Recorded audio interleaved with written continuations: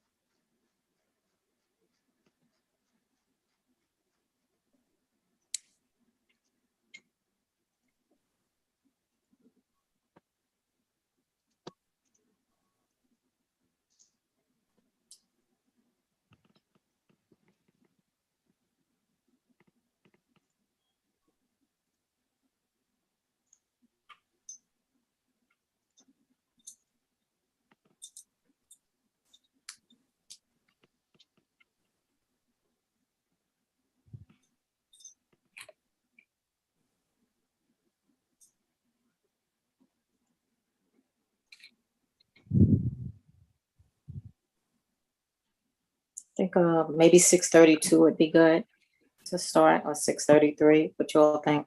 Like fully give the instructions and so forth. Sure, sounds good. Oh, 6:32. Yeah, 6:32. Whichever one.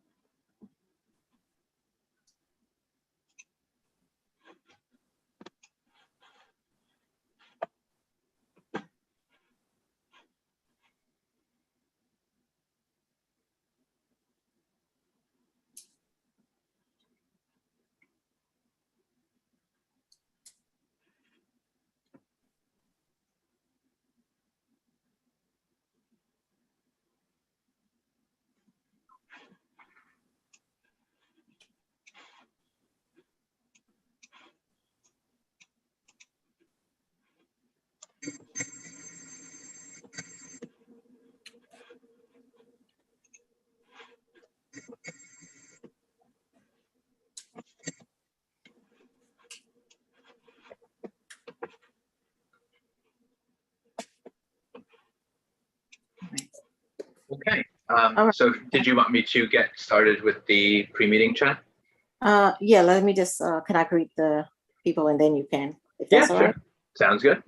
All right. Greetings all and welcome to Community Board 8 Social Justice Committee meeting. We're thankful that you all are here with us, and we'd like to also welcome our public member, Wendy, as well. Welcome her on board as a public member. I don't want to mess up her last name, but so welcome, Wendy. Thank you for being with us, and you can take it away, Max. Thank you. Thank you. Sounds good. So welcome, everyone. If this is your first time joining us, everyone will remain muted throughout tonight's meeting, except committee co-chairs Sarah and Sandrea and presenters. Following the presentation, co-chairs will call on members of the public that wish to speak. You can participate by going to the reactions icon and pressing raise hand and not the wave or thumbs up feature. And only press it once. If you press it a second time, your hand will go back down. If you're on the phone, it's *9 to raise your hand and *6 to unmute. Be on the lookout for a prompt asking you to confirm unmuting once the co-chairs call on you. The chat is for technical support only to help with Zoom software problems and not to ask questions of the co-chairs. They may not be able to see the chats. If you have an older version of Zoom, you'll need to go to the participants section at the bottom of your screen where you'll find the raise hand feature there. And finally, please don't raise your actual hand or wave at the screen because we may not be able to see it. Back to Sandrea. Thank you. Thank you so much, Max. I guess we could start on agenda 1. Sarah, you want to get us going? Yeah, and before we begin, I thought I'd just quickly say a word about, and I received emails about whether or not we're going to be addressing in this committee issues related to hate crimes, especially the rise in hate crimes against Asian Americans in the United States, and it's including New York City. And we are going to take that on. It's on our agenda for April, so I hope to see you all there so we can have that conversation. And today we wanted to focus on this Nypd police reform proposal because it has, there's time sensitivity to this. We need to get feedback in order for the city to have a plan in place on April 1st. So I'm going to share my screen. And so what Sandra and I thought we'd do today is to go over what's been proposed to date by the city. And then we had some ideas for suggestions that could come from CB8. And so that will be the focus of our discussion. Yep. Sounds good. And you should be able to share your screen. Okay.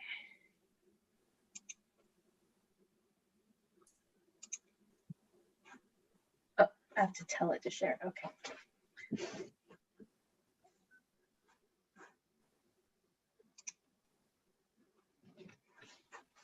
All right. So these are notes that I will be taking along with our discussion today.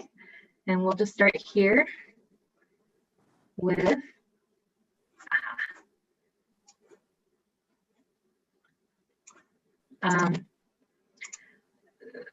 okay, here we go.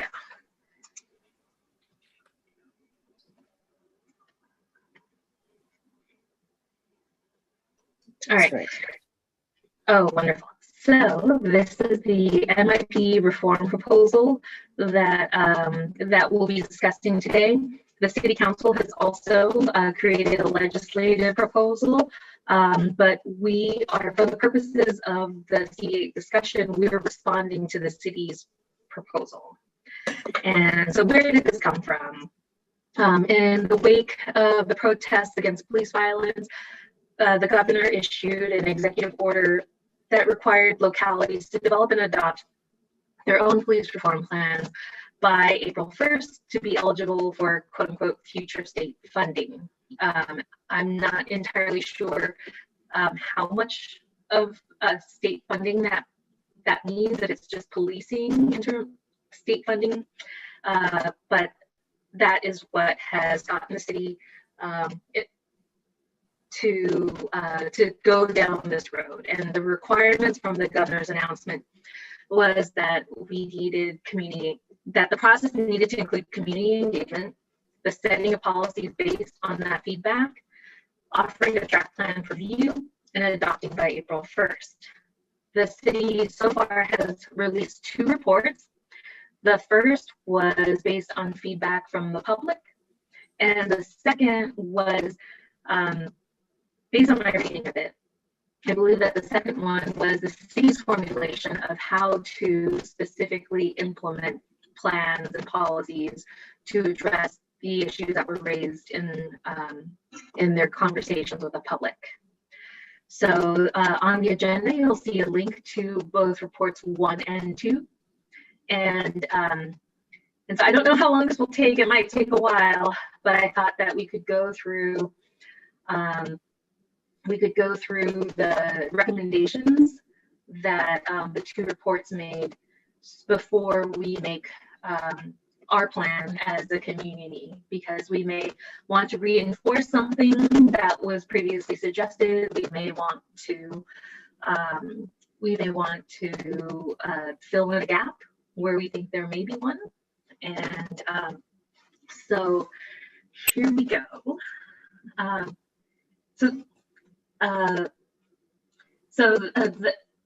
Based on the public engagement, there were 5 organizing themes. And so each of the recommendations, which are here in bullets, are under each organizing theme. So under transparency and accountability to the people of New York City, the people suggested holding police officers accountable for misconduct for internal Nypd disciplinary decisions that are transparent, consistent, and fair, what they called the Dinkins Plan to expand and strengthen the CCRB, consolidating and strengthening NYPD oversight by expanding CCRB authority, supporting state laws that would broaden access to sealed records for specified entities such as CCRB to investigate police misconduct, implementing public and comprehensive reporting on key police reform metrics. I'm trying to consolidate some of the language in the interest of time. So under the second theme, community representation and partnership, that we work with that the city works with communities to implement a joint task force to end gun violence, incorporating direct community participation in the selection of precinct commanders, and involving community and training and education by expanding the People's Police Academy, immersion of officers in the neighborhoods they serve, elevating feedback through CompStat and enhanced neighborhood policing, launching a neighborhood policing app, and expanding training, respecting the right to protest and improve policing of this essential civic activity, expand the precinct commanders advisory councils, expand Pop Up with a Cop, which is law enforcement community affairs attending various community events, support and expand the Citizens Police Academy, enhancing youth leadership councils, expanding law enforcement explorers program for youth, transforming public space to improve community safety, so using the environment to improve public safety. The third theme was recognition and continual examination of historical and modern day racialized policing in New York City. So acknowledge the experiences of communities of color in New York City and begin reconciliation. Eliminate the use of unnecessary force by changing culture through policy, training, accountability, and transparency. Augmenting racial bias training for leadership, educating NYPD leadership and NCOs on restorative justice, to repair relationships with the community, training officers on active bystandership and law enforcement, active bystandership in law enforcement, enhance positive reinforcement formally and informally to change culture, consistently assess and improve practices and policies through accreditation. The fourth theme, the decriminalization of poverty, developing health-centered responses to mental health crises, new approaches to safety outreach and regulation through civilian agencies, interrupting violence through community-based interventions, expanding community solutions programs, consolidating the coordination of all crime victim services into one agency, strengthen community partnerships with domestic and gender-based violence providers. And the last one is, the fifth theme is a diverse, resilient, and supportive NYPD. And oops, I see that there's something in the chat, which I can't see. Oh no, people are having a hard time hearing me. Okay, turning my camera off. All right. Yeah, just sorry to interrupt. Sorry, just a little bit. It seems like it's staticky, and sometimes if you turn the camera off, it can help, especially if people that are using a like a Zoom background. So you're welcome to give it a try if you think. I'll take number 5. Okay, is that all right, Sarah? Yes, Okay. yes, thank you. Okay, number 5, a diverse, resilient, and supportive NYPD. So the bullets, as you all can see, is to recruit officers who reflect the communities they serve, reform the discretionary promotions process to center on transparency and fairness, build a culture that encourages use of coping tools, and support NYPD officers by addressing trauma through the critical incident stress management program. The next bullet, support professional development through the commander's course and leadership development programs. And the last bullet, I'm not sure if the screen has another one behind it, commit to an updated patrol guide that is more user-friendly, less complex for officers, and transparent to the public. Next slide, if it's one. Yes, but there we go. Okay. So these are, now is this part of the same, right, from the city, their response? Okay, and so, all right, number 1, the decriminalization of poverty. The city will systematically examine and end policies that lead to over-policing lower income and people of color communities, perpetuating, the cycle of impoverishment and incarceration. The city prioritizes principles of budget justice and will provide key services to support low-income individuals, families, and communities, and reduce the likelihood of justice involvement.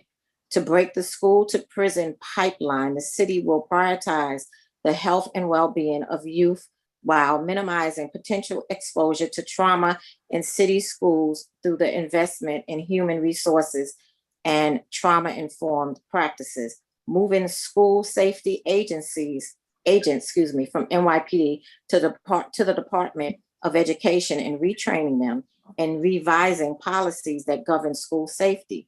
The city supports adopting important new public health approaches to reducing overdoses. The city will develop new policies and approaches to combating sex trafficking, which focus on the traffickers and do not entangle victims or those selling sex in the criminal justice system.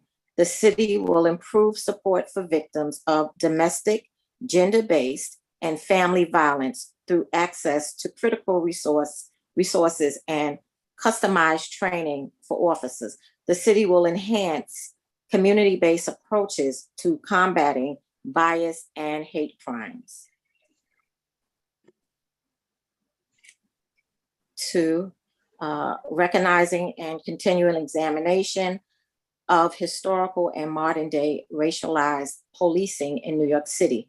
The city will create a dedicated process to acknowledge, address, and repair past and present injustices and trauma caused by the practice of racialized policing. The NYPD will participate in a comprehensive independent review to identify and assess persistent structures of racism within the department.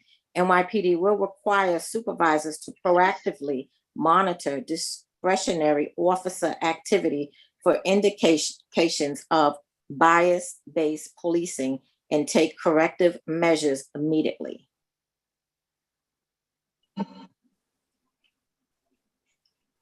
Okay, number 3, transparency and accountability to the people of New York City. Very important. NYPD will ensure that at-risk officers are identified and that swift, appropriate interventions occur. NYPD will continually review the disciplinary matrix and take other measures to ensure that members of service that engage in misconduct, cause harm, and violate policy are held accountable.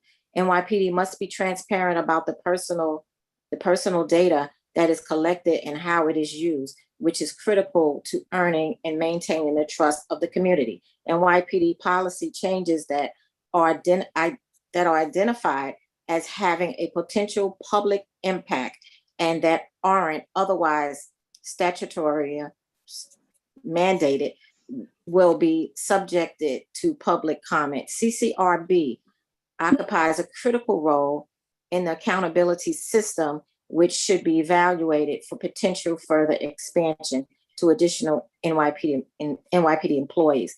In certain egregious cases, the city should have the ability to impose suspensions without pay for longer than 30 days while the disciplinary process is underway. Pension forfeiture must be a more meaningful and used disciplinary penalty for the most egregious instances of misconduct. The city must hold officers accountable for failure to take police action. The city will create a citywide policy to strengthen transparency and accountability in the use of biometric technology. The city will equip New York City Sheriff deputies with body-worn, I can't see because my way my thing is, but I guess that is that body-worn cameras. Yeah, I think so. I hope that's what it is. My screen is weird. You want to take the next one, Sarah? See how your voice is now? What's behind that? Yeah, thank you so much for doing the heavy lifting. You're clearer now, yeah. Okay, oh good, okay. So number 4, community representation and partnership. The NYPD will consistently select real-time feedback from members of the community related to both positive and negative experiences and interactions, and will work to implement programs that enhance precinct-based customer experiences. The NYPD will invest in enhancing productive partnerships with community members and organizations and increasing officers' cultural competence. The NYPD will ensure that the composition of its workforce is reflective of the community it serves at all levels of the organization. NYPD will work with the Mayor's Office for People with Disabilities to expand the reach and scope of services provided by the NYPD Disability Services Facilitator. NYPD will take important steps to improve relationships with New York City's immigrant communities by improving language access, supporting those seeking NYPD services regardless of their immigration status, continue to better the relationships between NYPD and Muslim communities. And the city will pilot the Advanced Peace Model, a new approach to helping youth who are at risk for involvement with gun violence. And then 5, this will be short and sweet, a diverse, resilient, and supported NYPD. The city will make residents in New York City a more significant factor in hiring officers. The city will reform the promotions process to focus on transparency and fairness. So these are the 2 parts of the report so far, or the recommendations from those reports. Hopefully you've seen some of the reform efforts that you might have wanted to see. If not, then there will be an opportunity for you to share share the ones that are important to you. And so here, Sandra and I put together a list of some of the things that we thought were either we wanted to see enhanced or we wanted or we didn't see in the reports. And Sandra, should we split this up by we'll divide it between you and me on how we suggested it? Yeah, you can take 1 and 2. I'll take 3 and 6 if that works. Okay. And so the first one is decriminalization of poverty, and here the suggestion was end criminalization of mental health and poverty by transitioning interventions to public health and social service providers.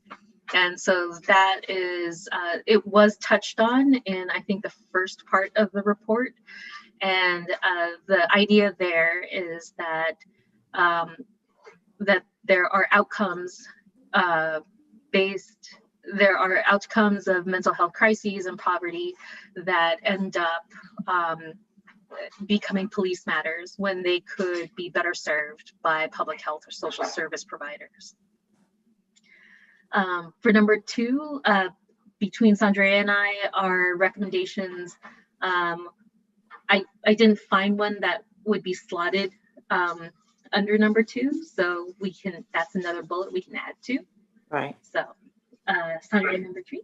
Okay. So number 3, transparency and accountability to the people of New York City. I just sent a link to an article that was recently published regarding how NYPD is not allowing, CCRB doesn't have great power, and NYPD is being false, telling them that they do not know where particular officers were during certain incidents during the protest.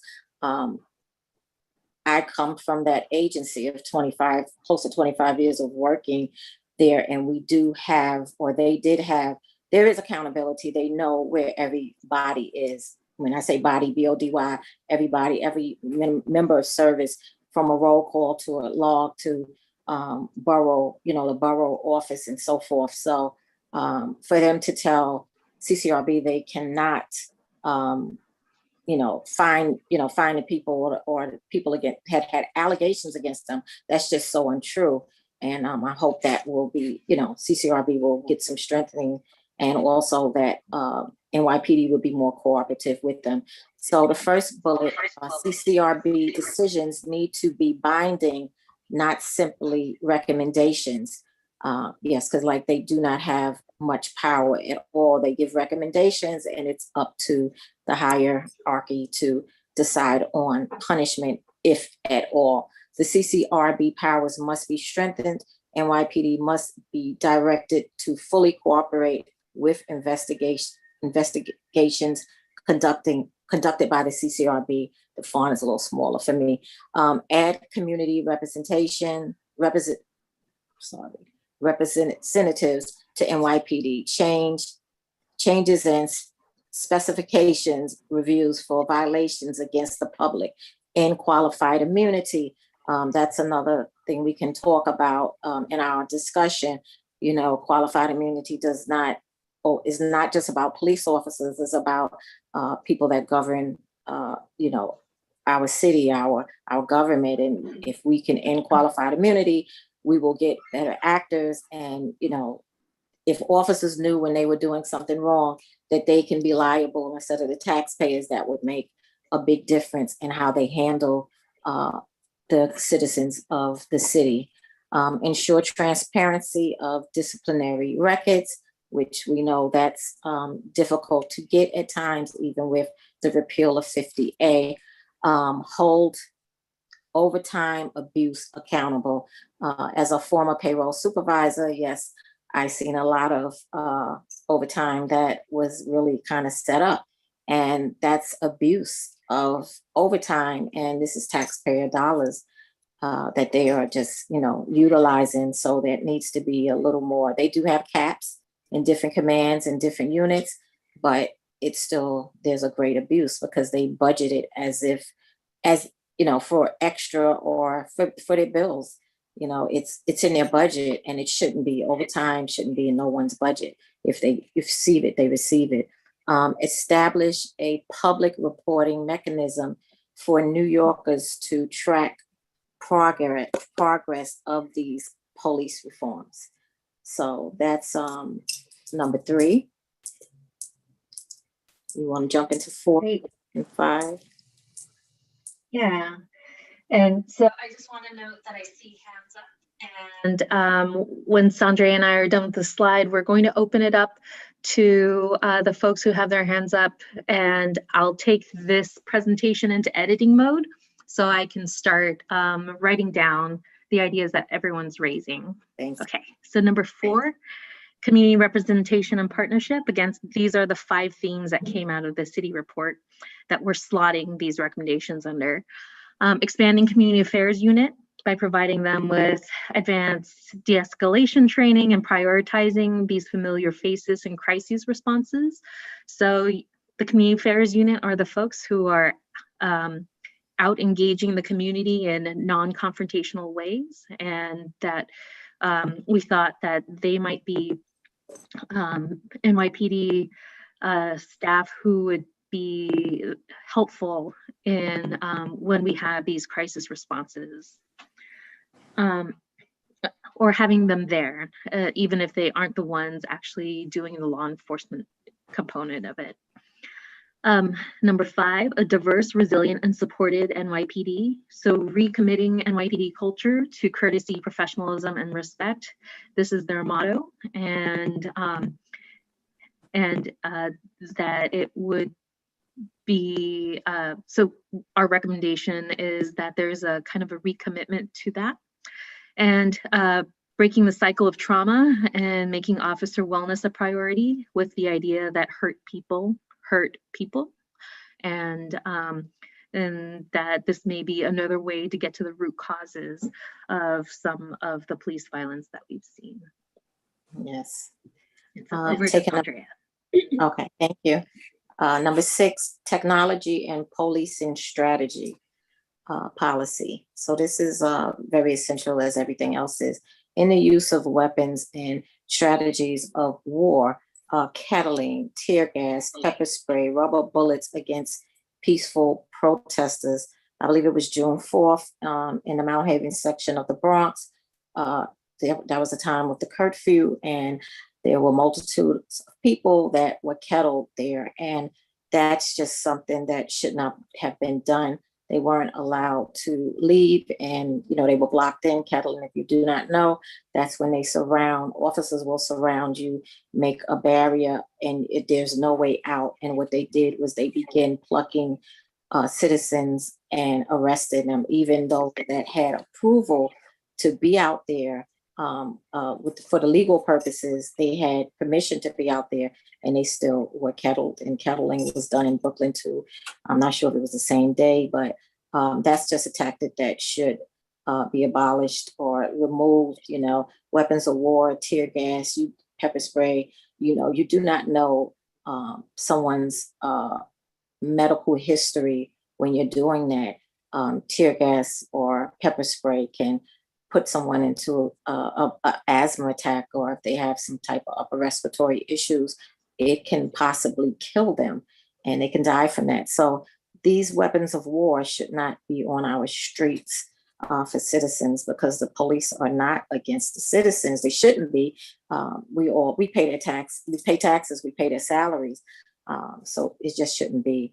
The next one is establish a citywide surveillance technology policy that includes meaningful community representation in decisions regarding surveillance technology, and the creation of a community technology oversight board. So, certain citizens should be at the table, helping with this decision making. Body cameras, very important, must be on. Discipline measures for non-compliance and need to be readily accessible upon request. That's another problem.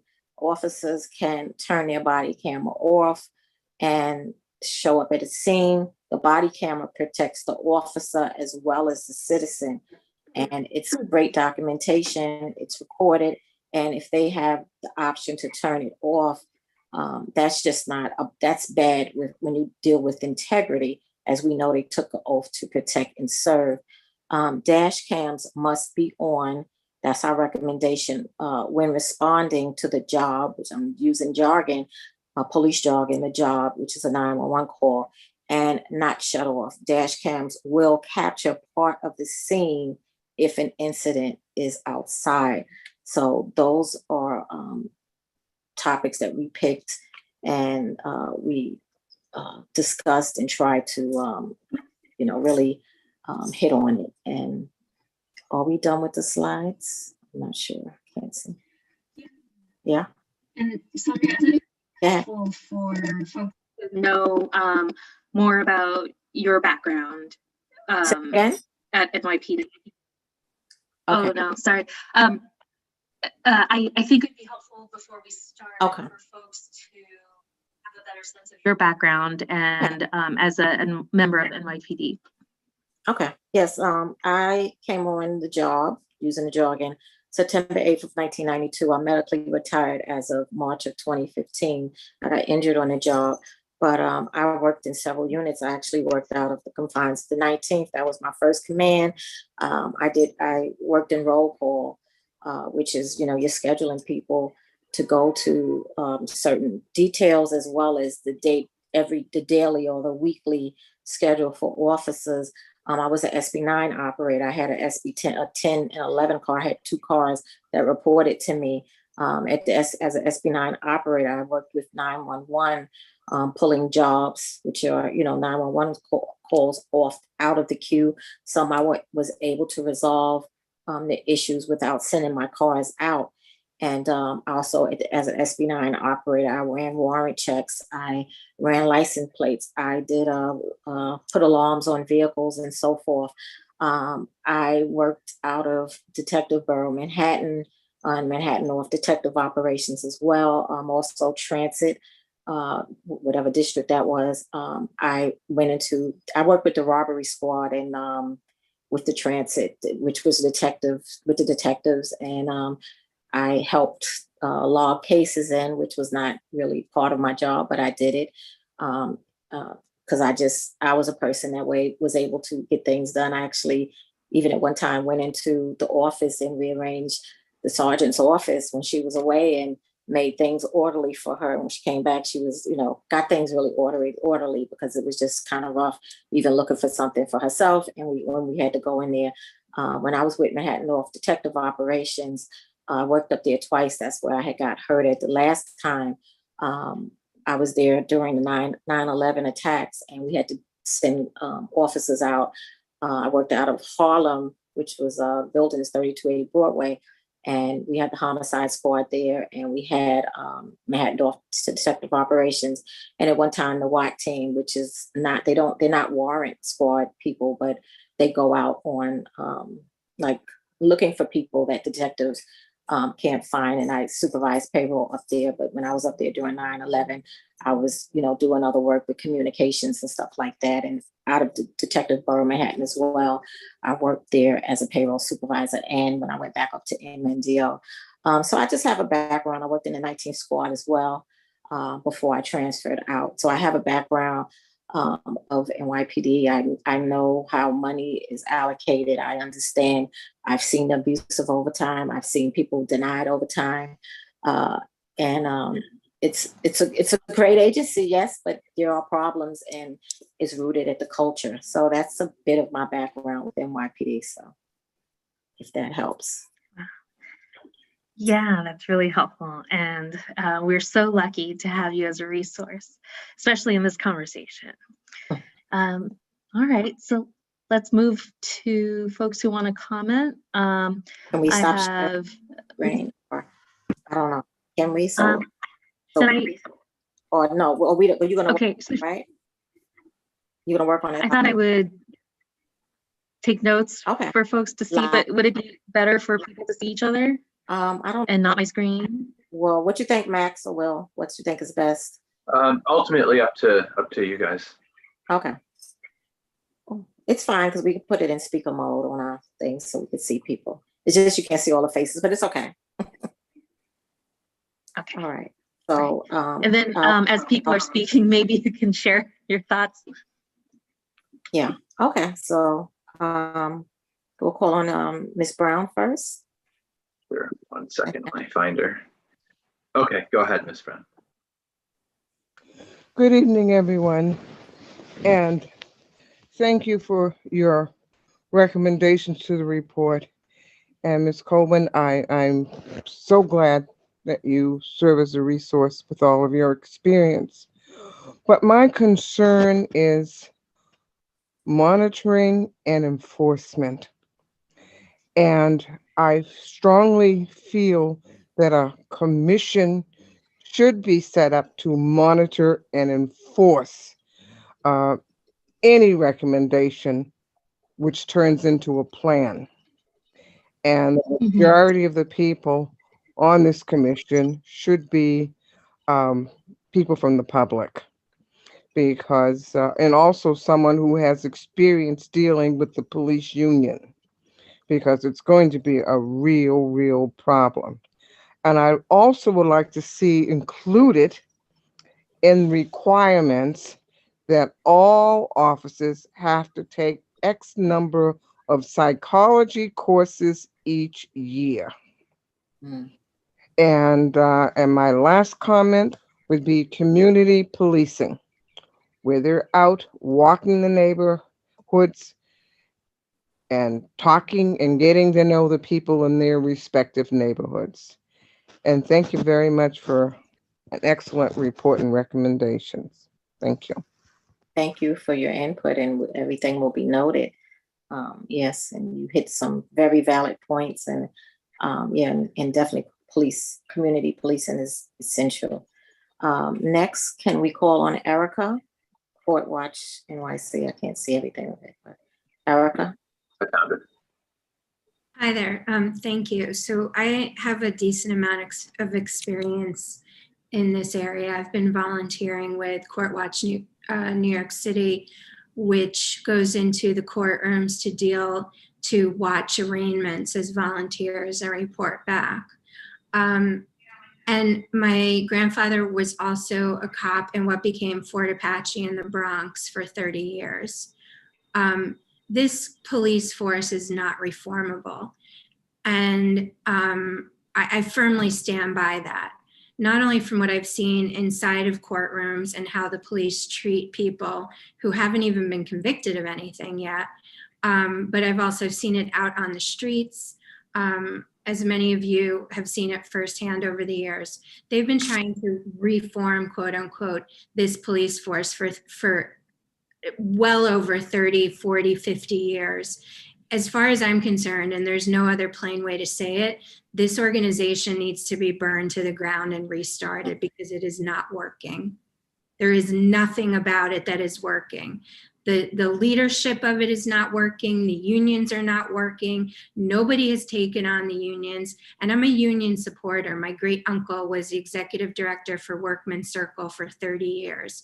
We're a family of socialists and liberals and Democrats. This organization is not working, and we need stronger language back to them, because to Sandria, to your point, the CCRB has no authority whatsoever. Yeah. The powers that be, 50A, might as well be a joke to them, because they are fighting tooth and nail to turn over any documentation. Anytime something is put into place, they fight tooth and nail, they fight in the courts, they stonewall, they say it's missing. If it's not included in here somewhere in the response from Community Board 8 that this organization is not reformable in its current state, that's a missed opportunity. Thank you. Thank you so much for your feedback and your recommendations. And thank you. We will be noting, and yes, police reform is really special, and it's different. And there has been police departments that have been totally wiped out and then revitalized in a different way. So, and I know the unions are really the hardest part for change. And I would say culture as well. How do you change the culture of the police department? You could come in one way, and a couple of years or a couple of months, you're a whole new person. So thank you again. Rita Popper, please. Can I unmute her? Hi, I think this is a fabulous, fabulous job that you did. I have a few questions that I didn't understand, and maybe you could help me. At the very beginning, you talked about the different structures of racism. And I don't know what that really means. Can somebody help? Yeah. Sarah, you okay? Go ahead. Mm-hmm. I don't recall that part. Can you point me to a statement? It was at the very beginning. At the very beginning. Oh, was it one of the themes? Mm-hmm. Here, number 3. Recognition and continual. No, it's called the sentence. The bullet point was different structures of racism, and really just didn't understand what that was. Yeah, and that was in the actual presentation from this We part, can right? clear it up at another time. And I have two more points very quickly. On the last slide, right at the top, it is called Decriminalization of Poverty. And not all people, I think that's a very broad topic and puts a lot of people under that umbrella that don't belong there. So that I found I needed a better explanation of, I'm sure there are a lot of poor people who would like to absolutely not be poor. So it's almost like a criminalization of being poor. And I don't think that that's what was meant. And last but not least is with police training. I really, really recommend play acting. It's one thing to look at a picture and say, well, this is how it should be handled.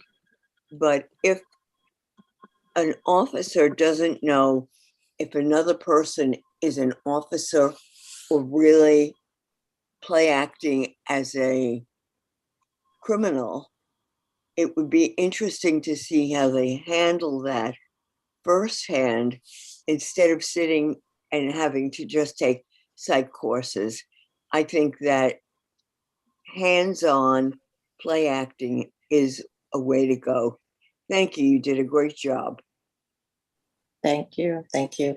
I would like to say that I believe it's the All Stars project under Dr. Laura Falani, and I forgive me, I don't recall the man's name that they started it, but they have something that was implemented with cops and the youth, just for them to, and it's more in a not really acting arena, but kind of sort of, and that has been implemented under Howard Safer when he was the police commissioner, and I believe it's still in their police academy training.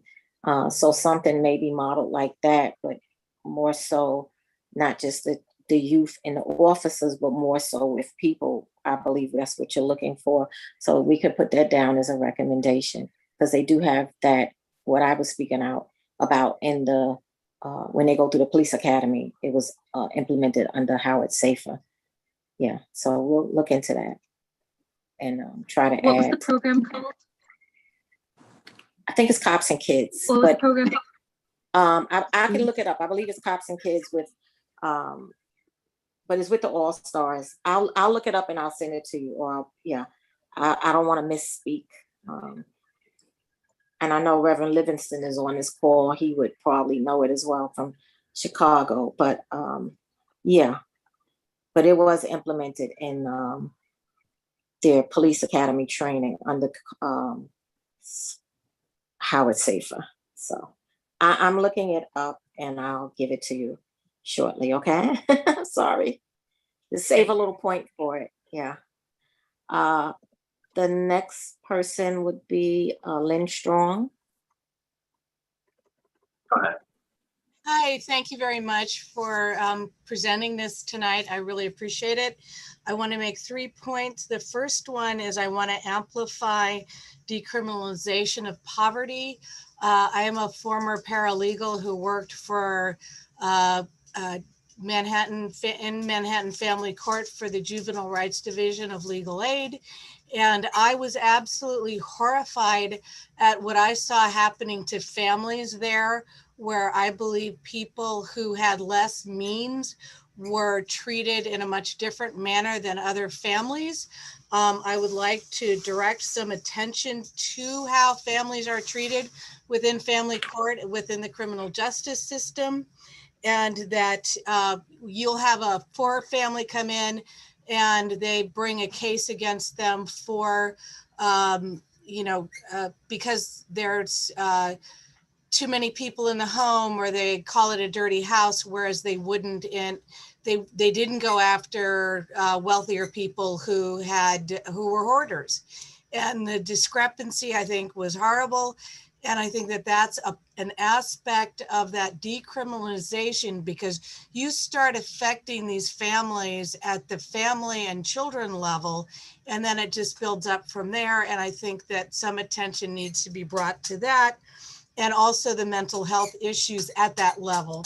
The other thing that I wanted to talk about was that in all of the policies, we go after sex workers and we go after the pimps and things like that, whereas we're not going after the people who are utilizing those services and creating the need for the services. And I think calling out people who are encouraging that behavior is a part of the system that's not being appropriately responded to. And I'll never forget my indignity when they called out Spitzer as being client number 9. I still want to know who 1 through 8 and 10 through whatever were, because they were all involved in criminal activity, but we only heard about Spitzer back in the day. So I really think that a new approach to how we deal with some of those aspects of criminality. And the other thing is, as we decriminalize poverty, I think we should really address some of the really horrific and long-reaching white collar crime that happens, that has a much more dramatic effect on our economy, on our society, than going after these people with, for little things. We need to focus the attention on these people like Wall Street, who do these horrific things that affect our economy and millions of people, and we just let them, for all intents and purposes, take a walk. So we have a whole lot of readjusting in terms of societal approaches to crime. And I thank you for allowing me to be heard today. Thank you. Thank you for sharing, your experience and your knowledge as well, because this is what it's about right here now, us just communicating and sharing ideas and our experiences, and so we can all live in a better society. So thank you for that. Pausing for a second, I put in the chat, Sarah, the name. It's Operation Conversation Cops and Kids, and it was with Dr. Lenora Falani and the late Fred Newman. They started that All Stars project, and it is part of the curriculum in the police academy that recruits have to go through. So I don't know how intense or how long it is, but that was implemented, I recall, under Howard Safer. So we could look more into that and maybe expand it, for that. Once again, thank you. Next up would be Jordan Wolf. Thank you very much. And Ms. Coleman, thank you so much for your service. Much appreciated. If someone can maximize these notes, they're so tiny on my screen, maybe you can fill your entire page with it.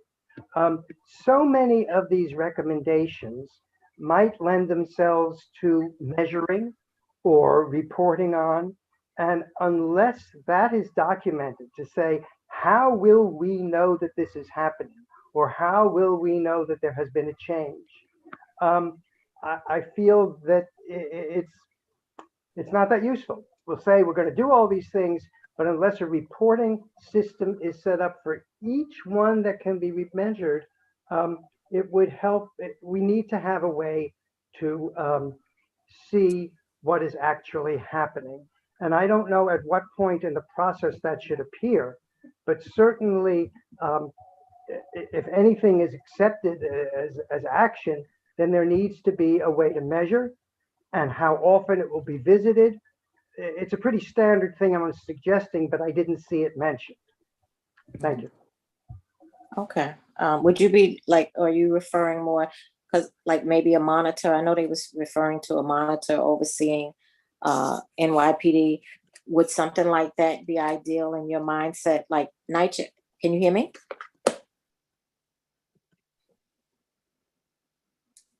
Oh, I Oh, think- no, is, absolutely not, because you need to have a list of, looks like scores of different things to be measured. And Right. they need to be reported by the people who are responsible. Ideally, there would be a dashboard that anyone could tune into and look at to see how things are going.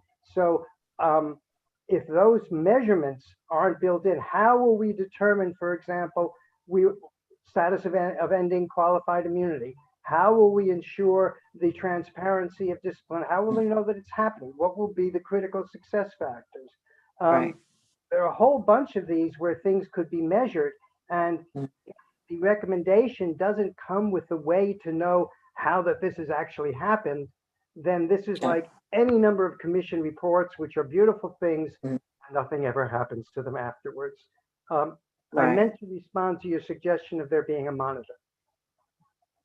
Mhm. Okay, yeah, yeah, because I wanted to just say with public housing, there's a monitor that was assigned to oversee public housing, but the monitor does not have real power. So what's the use of having a monitor without power? You could just suggest things pretty much like the CCRB. They can only suggest, and it's up to the higher brass. Maybe it could be something with a monitors or a board made up with civilians as well as uniform working together, so you could have a balance of really looking into everything. But we're gonna take notes, and the feedback, and all the brainstorming that's coming out of this is excellent. So thank you again. Again, a dashboard that's available to citizens as opposed to a Right. monitor who can keep only so many things. Maybe the monitor is responsible for updating it, but many of these things lend themselves to measurement, and the resources have to be put behind it, and a way for the public to determine progress. Thank you for listening. Yeah. Thank you. Yeah, we will definitely need something like that, but definitely with the community involved for the transparency. Next up would be our chair, Russell Squire. Thank you. So I have 3 suggestions for things for us to potentially add here. So under the number 3, the transparency and accountability heading, I think there should be a particular focus on process-related violations. I'm not sure that I've seen that there. And what I mean is things like, lying on a warrant or lying in court or things like that, because I think those kinds of misconduct, I think, are particularly egregious and also have a particularly detrimental effect on community relations and are just particularly pernicious. I mean, as long as you might have a disagreement about whether certain use of force was justified, but if police sort of feel like they can lie about what they did with impunity, I think that makes it much harder to have any kind of accountability or discipline or change. So I think I think that should be really focused on. In terms of community representation and partnership, I think there should be a requirement that NYPD personnel have to live in the 5 boroughs. That's a policy that most other city agencies have. I think currently they're allowed to also live in the suburbs. And there's a sort of preference for people in the 5 boroughs, but I think it should just be a requirement. And I think there's a number of reasons why it's a good idea. I think, first of all, it boosts the ties that people have, that police officers have with the community. I think it also ensures that money that the city is paying out in salaries and benefits is being returned to the community. So I think that should be a requirement, and it's not unreasonable to expect that. And then the last thing is, I guess this falls under number 5. I think there should be anti-bias training for police officers at all levels. When I looked at the recommendations, it looked like this is something that was provided for in sort of the senior leadership and even at like the NCO level. But it's not clear to me why you wouldn't just require it of everybody. Okay. Great recommendations. I would like to speak to the live in the city aspect that you spoke about. In the late 80s, they demanded that civilians live in the city. when I was working, it was one lady that lived in Jersey, and because she was already living in Jersey when they implemented, because I came on in '92, she was good, you know, she could stay, but they did implement it for the civilians, but they never did it for the officers. And that just shows you the disparities in the department, what they do with the civilian employees as opposed to the uniformed members of service. Yes, and yeah, you brought up some great points, the community representatives. Yeah, so we're going to get these notes together, and thank you. Anything else you want to add? Nope, that was it. Good. Thank you. Next up, Peter Patch. Yeah, I want to thank Jordan for his comments, and I'll try to make this brief, but I absolutely agree that, I don't know, at least 2/3 of the recommendations in their report are not even implementable because they're not measurable. And if you want to implement them, which presumably they do, there should be, both, as Jordan says, both metrics. There needs to be accountability. There need to be time frames, and there needs to be periodic reporting, say quarterly, against the targets that they're trying to achieve. So I find that their report leaves me with more concern rather than confidence that anything useful is going to happen. Thank you. And I like your recommendations a lot, although even some of those are a little hard. To transform the culture, you know, more towards courtesy, professionalism, and respect is a positive aspiration, but I wouldn't know how to measure it. Yeah, yeah. The CPR training came out in the '90s. And because I was part of roll call and the SB9 operator, I went to a lot of trainings. I was only civilian in that training course. Everyone else was uniformed, sergeants, lieutenants. I was only civilian because I was a body that they would send to a lot of trainings. And it was amazing that they put it on the cars, but the CPR doesn't really exist as it should. I won't say all, some are good and some are just, there's no CPR. So that needs to definitely be revamped. Yeah. Thank you, Peter. Next up, Christopher. Reagan.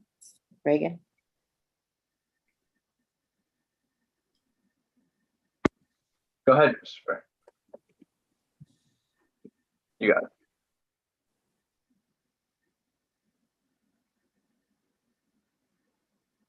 it. Christopher, you're on. Go ahead. Christopher. I was going to say Christopher is currently unmuted. Christopher, if you have some headphones plugged in, you may unplug those and see if that works. Otherwise, we may have to come back to you.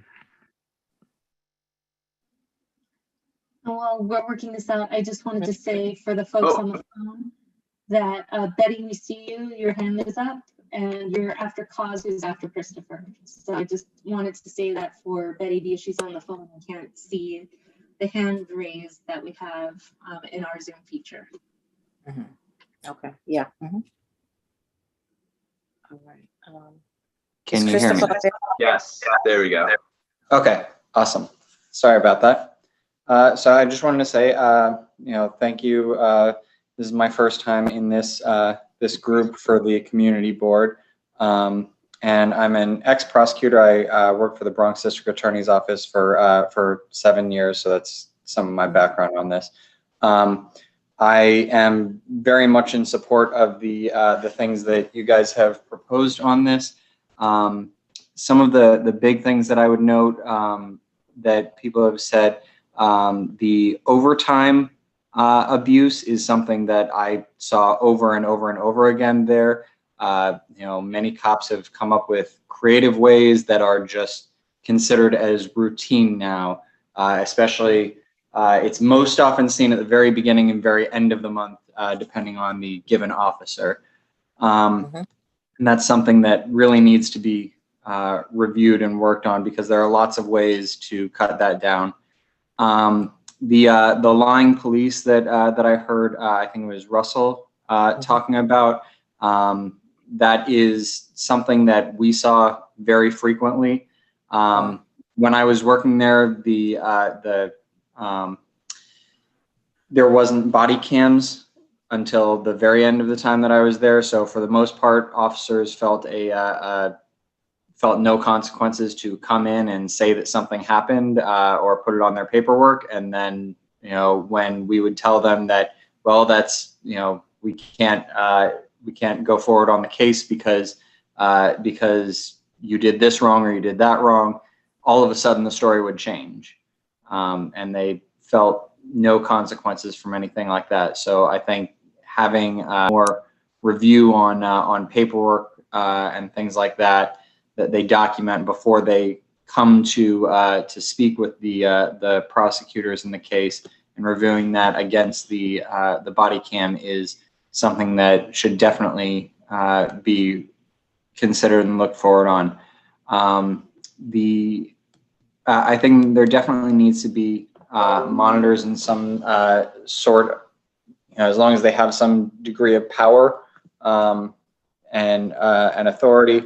One thing that could be considered is instead of NYPD making essentially their own internal decisions about whether people should be fired when things go wrong, you know, people should have to go and deal with oath judges the same as any other city employee. And the police unions, I think, is where this really comes to a crux, and needs to be something that that the community boards, when the police union contract is next up, they need to really make a push there to completely redo the union contracts and not just have it be same as last time plus a certain amount of cost of living adjustment, because the police union contract is so insanely strong that it needs to be really pushed back on in order to try to prevent a lot of these ingrained things from continuing on forever. So, thank you. All right, great. I'm gonna call you the insider if that's okay. Oh, no, yeah, the prosecutor insider. That's good. Some good information and facts. I mean, you worked it, you've seen it. I would speak a little bit on the overtime. We call it collars for dollars, right? When I worked the 4 to 12 shift, I would always get a ride home, and the two officers that were driving would say, "Are you looking? Who you looking? Are you looking?" So they already decide before they make an arrest who will take the collar, because the collar is the overtime. So, and when I worked in the squad, they would set up arrest overtime. If they worked the 8 to 4, they would tell the guy or the woman to come in at 3:30. That's guaranteed overtime, right? So, I mean, all of this has to be looked at, but that comes down to the commanding officers, because I ran the books even when the squad before I did payroll, and I had to calculate their overtime every time they did it and put it in a circle, so the captain, or not the captain, rather the lieutenant or the sergeant that signed on it would know where they were at for that month. I had to do a month to date and a year to date tally on every overtime slip. Plus we had the log, but that was just a quick visual for them. And then they, you know, they would know like, okay, no more overtime for you this month. So yeah, the abuse is there. The abuse is, it's common, you know, and there's no watchdog over it. You know, you might have a captain get upset because detective so-and-so done capped out. But if he's a good investigator and there's a homicide or something and he's the guy that's on duty, you want your best investigator out. So, I mean, it's just a lot of, but they do abuse it. So yeah, thank you for your feedback. And you're definitely aligned and you know about, you know, what's going on. Thank you. Thank you for joining the meeting. Next up, we'll call on Kaz. Oh, wait, sorry, not Kaz. Let's do Betty Cooper, if that's okay. I'm sorry, Sure, Kaz. and Betty, and Betty, remember, it's *6 to unmute. Sorry to interrupt, Andrea. No, it's okay. Hello, thank you. Can you hear me? Have I Yeah. unmuted? Okay. Yeah. I didn't know what this new committee was going to be about, and having listened, I think it's wonderful because I know that you will, and I will urge you to continue on with other areas that need to have oversight. But I'm shocked really to hear from Erica that she feels that our current police force is not reformable. I started a neighborhood association in 1984, and we, at the beginning of every meeting, had a report from our 19th precinct. Now, Erica's community probably, for sure, didn't have the same people. Some communities had people who were more prepared, But David Dinkins started the community policing where the policemen walk the beat. And that's really the only way to do it, for them to get to know the people. There's some wonderful stories that were admirable about what they did. But the 19th precinct, and I also worked with the 20th precinct on the west side, that we started for to do also safety patrols and things. And they were also good. But the police people that I knew were excellent, and they cared, and they were available, and they began every meeting by giving us a report of what was happening in the neighborhood and listening to what people said they needed to have the help with. So I think that I mean, I just couldn't hear a statement that they're not reformable. The police that I have met have been really terrific. And in every profession, you're going to have people who belong there and people who shouldn't be there. I'm concerned very much that I haven't heard anyone talk about the judges. I don't know where they find these judges who, this most recent example of this very badly mentally ill young man who was in and out of the court, and he was not getting help. If he could use help, he wasn't availing himself. But each time he was let out without being kept, to continue to work that way. My concern is more with the judges who are letting all of these people who really need help. But my most upset is with NYCHA, and I don't hear anybody talking about that.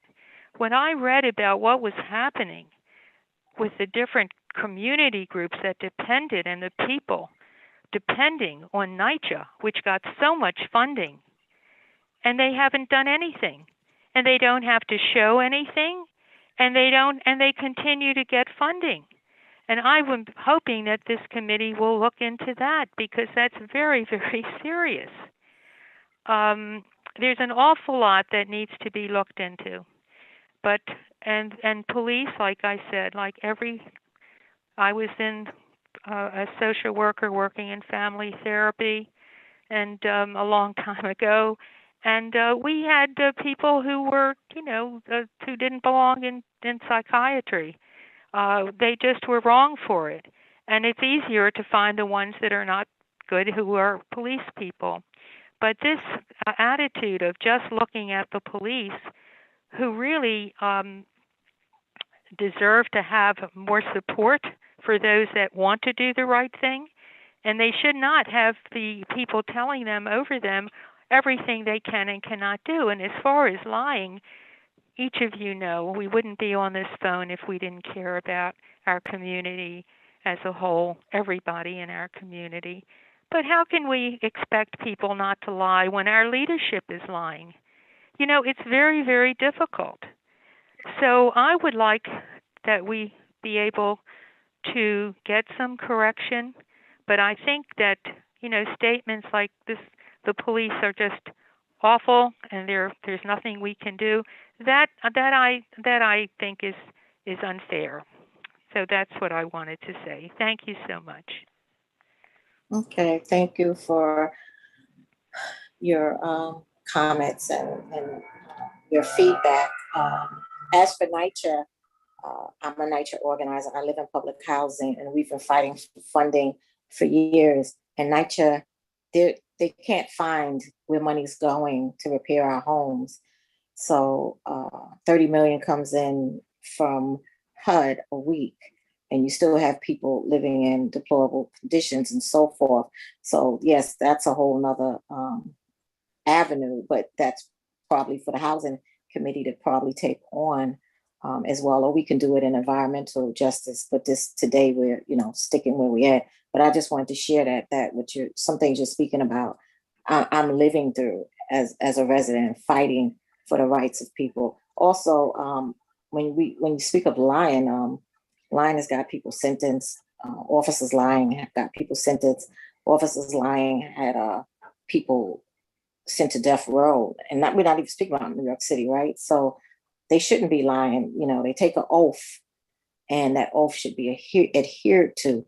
they just shouldn't be lying. And if an officer's caught lying, he or she should be fired, because that's where you deal with integrity. And once there's lying, there's more lying and more lying. Look at the 3-0 precinct, the dirty 30 and so forth. Also, as I said, I worked out of the 19th. I've met some amazing, great people, but I've also met some not so great people. Myself, I'll be real transparent. I was sexually harassed in the 19th by a sergeant. When I made my complaint, I got transferred with a complaint in place. That's retaliation. And that's just sharing how the department could, do things that they want to do. But in my mindset, it was always a paper trail because you had to do it. I also went through systematic harassment for almost 12 years, in different parts of my job, working at different parts. But at the end of the day, I'm thankful that I'm still here and I made it through. But I went through some issues, and I'm a living testimony, and I did document and I did make my complaints, and I had my union, with me. But I just wanted to share that just to be transparent. There is a lot of covering up, and the blue wall is silent, and there's a lot that has to be done. There's some great officers, but as I tell people when I speak publicly too, at the end of the day, you could be a great officer, you still are somebody's partner, and if you even try to dismantle the culture, they may not back you. You'll be called a rat or something like that, snitch, and that stays with you. So I just wanted to share that just to be transparent. But thank you for your comments. And Kaz, you up next. Yeah, thanks for the, this is a very comprehensive document. We all know the corruption that goes on. There's good and bad in everything, and everything can be changed with determination. And I think this is what we should all be striving for, changing the bad part and keeping the good parts of the force. As far as corruption, we know, everybody knows it goes on in all the city agencies, the MTA, the police, the Long Island Railroads, the North, it goes on, and it's been accepted forever. And until, there's somebody that really clamps down, it won't change. But my question is, this has been going on for the past 9 months. I think way back last year, the governor issued a directive that by April 1, so all the precincts and everybody should issue their recommendations. Has any of this come up to the community board as a whole? I mean, here we are at the end of March. We're not having a full board until April. This thing is supposed to be in by April 1. So, I'm confused with why it's taken us 9 months, and at the 11th hour, we're having this discussion with public input. This is a done document. Anything we come up with now, I don't think it's going to go anywhere. That's my comment, so far. We should be discussing other things. We should have discussed this beginning 9 months ago and have it come up to the full board for a vote. Anything we do tonight, it's only going to be a committee recommendation, isn't it? Thanks. Anyway, it's a great document, but to have it dumped on us, at 5 o'clock to read 200-300 pages, it's a bit excessive. Thanks.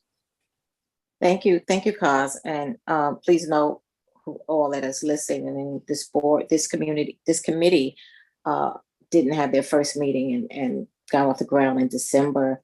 And I don't know if Russell wants to jump back in of how we received this assignment. I don't know if he wants to raise his hand and speak how we got this assignment, to work on through Manhattan Borough President as well. But if he puts his hand up, we can call on him.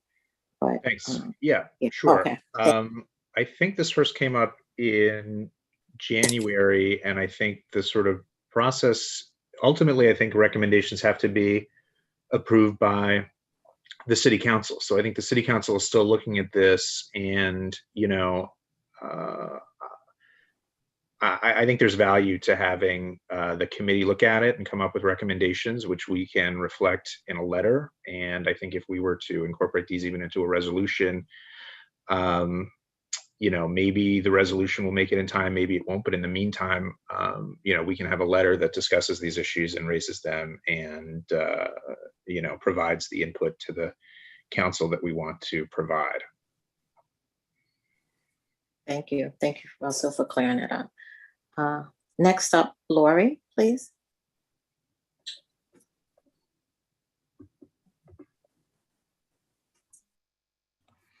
Hi. First, I want to say thank you so much to Sandrea and to Sarah for doing this.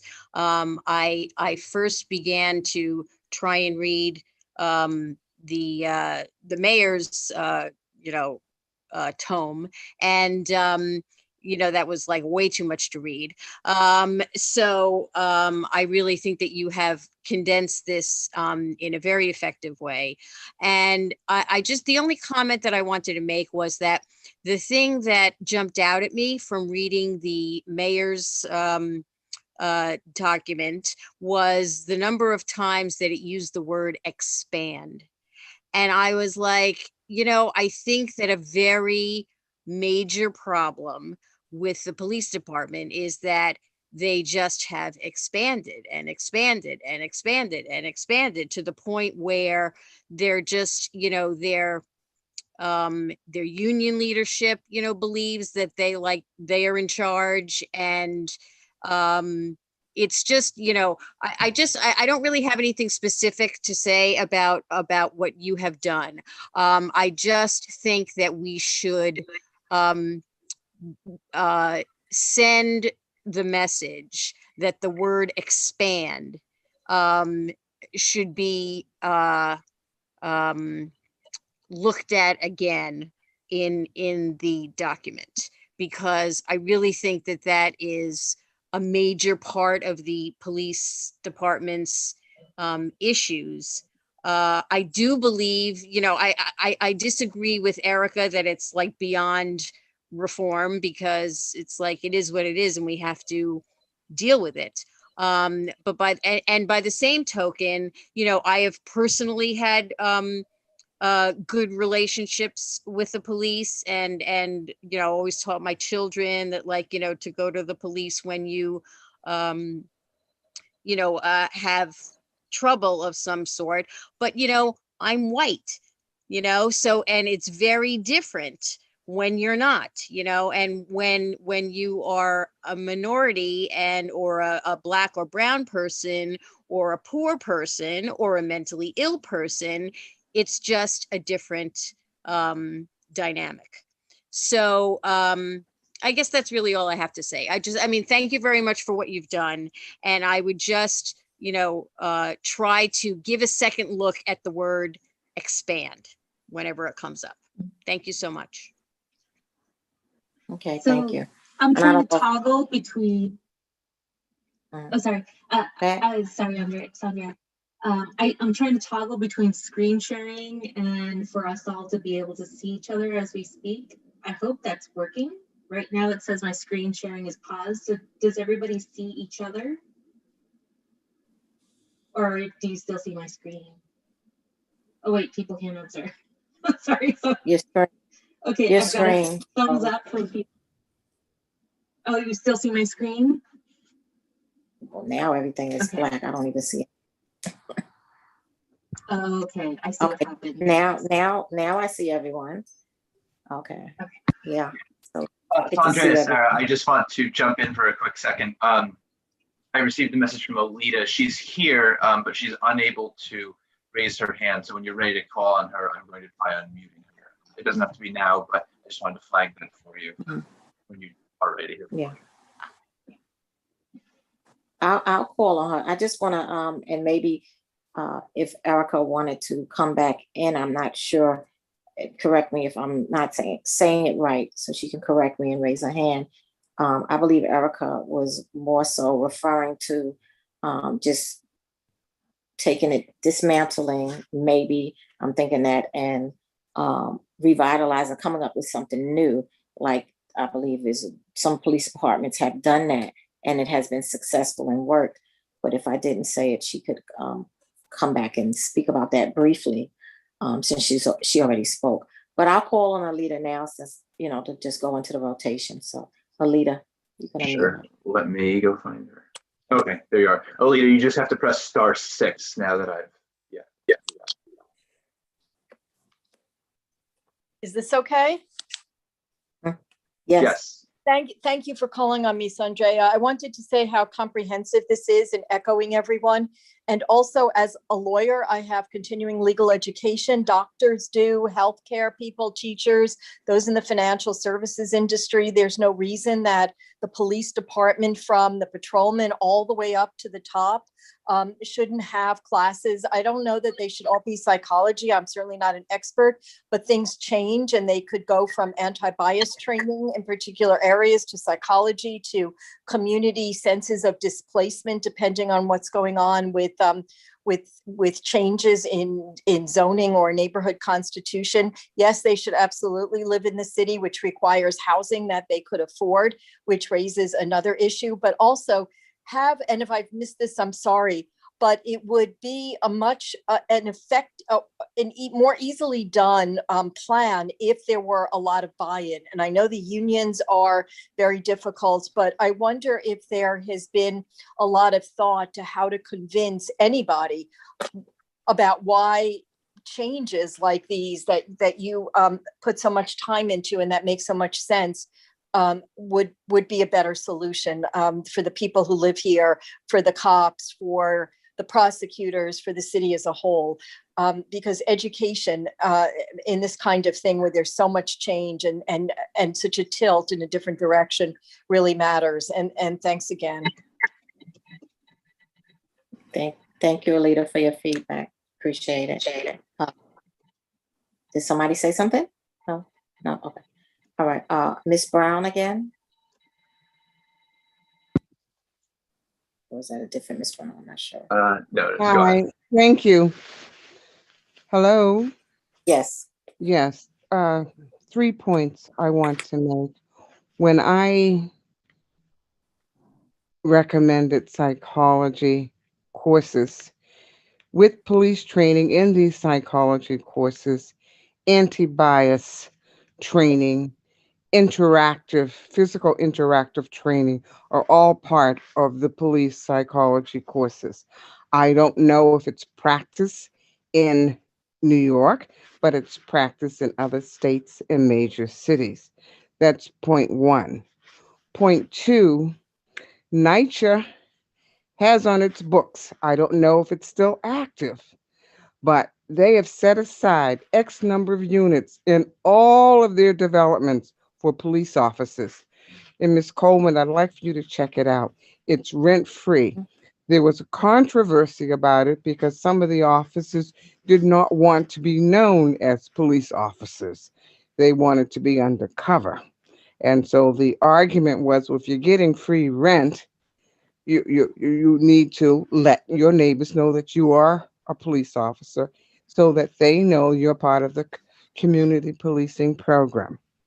And finally, after all the nuances and everything is worked out, I would strongly recommend that you work with your electeds to create a measure, a ballot measure, so that you can have a strong commission and that the public can vote on how this commission is going to be formulated. Once again, it's monitoring and enforcement. And that is the key, enforcement. And of course, when you have the police enforcing other police officers, the blue code or the blue wave will take precedence, and we don't want that. So these are key elements to make it a better NYPD. And thank you. Yes. Thank you again, Ms. Brown. I remember when they implemented the officers living in public housing. I don't recall, so maybe you might be totally right about it was free. I remember the rent was very low, but I could be wrong, unless they was dealing with someone else's, like living with them as well. But there was a time that officers did move into public housing a little bit. And, I have over here an officer that he didn't move here. He was already here and came an officer, had a detective over here as well. But, I would look into that. But yes, that was good to highlight, Ms. Brown. Thank you. Next up is Billy. Hi. It's good to see everybody tonight, and thank you, Sarah and Sandrea, for working hard on this. This is a difficult one for me because I think the reforms to the NYPD have to go a lot deeper than what we see coming from the mayor's proposal. And, one of the people who have written a bit of, an introductory letter to these proposals is Dermot Shea, the police commissioner, who I, at a personal level, have lost confidence in based on his handling of the protests following George Floyd's murder and beyond. So I struggle because I think these are necessary steps, but I also think they're a bare minimum. And I share some of the skepticism about how much this reform can accomplish. Having said that, I do think we need to have our voice at the table and add to what we think is lacking. So let me make a few suggestions. And I apologize if this is already actually in the original report. And I apologize if this has been said because I'm still keeping up with reading the actual, 200 plus pages of the two reports. But one thought is having the NYPD commissioner confirmed by the city council instead of appointed unilaterally by the mayor, and having hearings around that person's confirmation. A second idea is stripping authority from the NYPD commissioner to be the final arbiter on CCRB rulings. Right now, the CCRB can make a ruling that an officer ought to be disciplined, but the commissioner could disagree with it. And this has come up recently as, this last week where the commissioner has overruled the CCRB. There's legislation at the state level to remove the commissioner's authority. So this would require Albany, but I don't think that should stop us from weighing in if we think that's appropriate.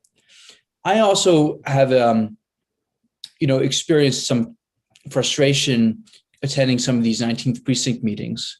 And I do want to acknowledge that the fact that the officers of the 19th, let us speak to them, they take our questions. I think that's very important and I respect that. But I've been in some of these meetings where I feel that the bail reform laws and the discovery reform laws have been misrepresented. And I don't even want to assign, bad motive to this. I just think it is difficult for any one of us to understand fully what these laws did. And, I've been in the room where an officer will say, I have an interpretation one way, and a prosecutor will say, actually, no, that's not what the law did.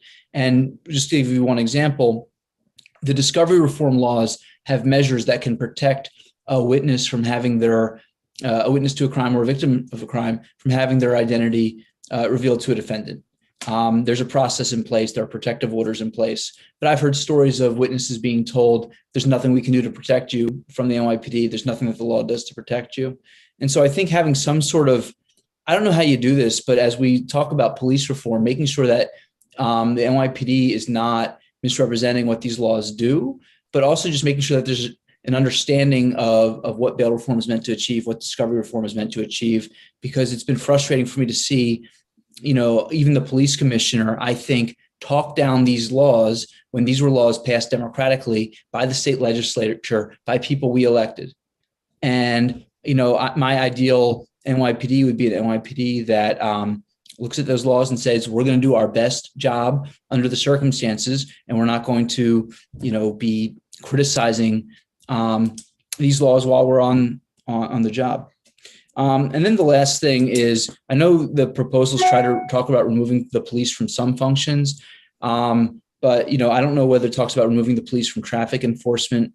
I know that's been proposed by some people, removing them from homeless outreach. I also think, even though the report talks about removing the police from mental health response calls, the legislation being contemplated right now in the city council still maintains a role for the police. And so I think if we truly want to support removing police from mental health response calls, we would say there should not be a police role in these calls as a matter of routine. And then lastly, school safety officers. So the city is trying to remove the police from the NYPD role from the school safety officers, but they're moving them to DOE. And if it's just moving people around, if it's just shifting folks from being under NYPD to into DOE and doesn't get at any of the sort of underlying issues that exist with over policing our schools, then I think it doesn't go far enough. So I apologize because I know I've kind of said a lot here, but those are just a few of my thoughts. I think it's difficult to reform the NYPD on these measures alone. I think we probably are going to have to go farther. But thank you again, Sandrea and Sarah, for pulling this together under difficult circumstances and having us have this conversation. And if I'm go ahead, Sarah. If I may follow up on something that Billy said about the misrepresentation of discovery and bail reform laws. NYPD did have a campaign where it was highlighting horrible crimes committed by people and attributing them to bail reform. And after some investigation by journalists, they found out that the people who were the focus of these ads and press releases and press conferences were not in fact released by the bail reform law. And NYPD has that information. They were purposely deceiving the public and creating fear and using fear as a way to roll back these reforms. And so to that end, in addition to what you've said, Billy, about misrepresentation of laws, what Russell said about process violations of lying, I think it would be important to add onto that ending police deception. And it is actually something that is permitted and by police when they are interrogating people. We know that 90% of cases in the system plead out, and that happens because people are under great duress when they're being interrogated. And if NYPD is allowed to say, well, you know, we have your DNA all over the place, and your friend who we picked up with you just pointed the finger at you, then as a defendant, you're compelled to find the safest way out.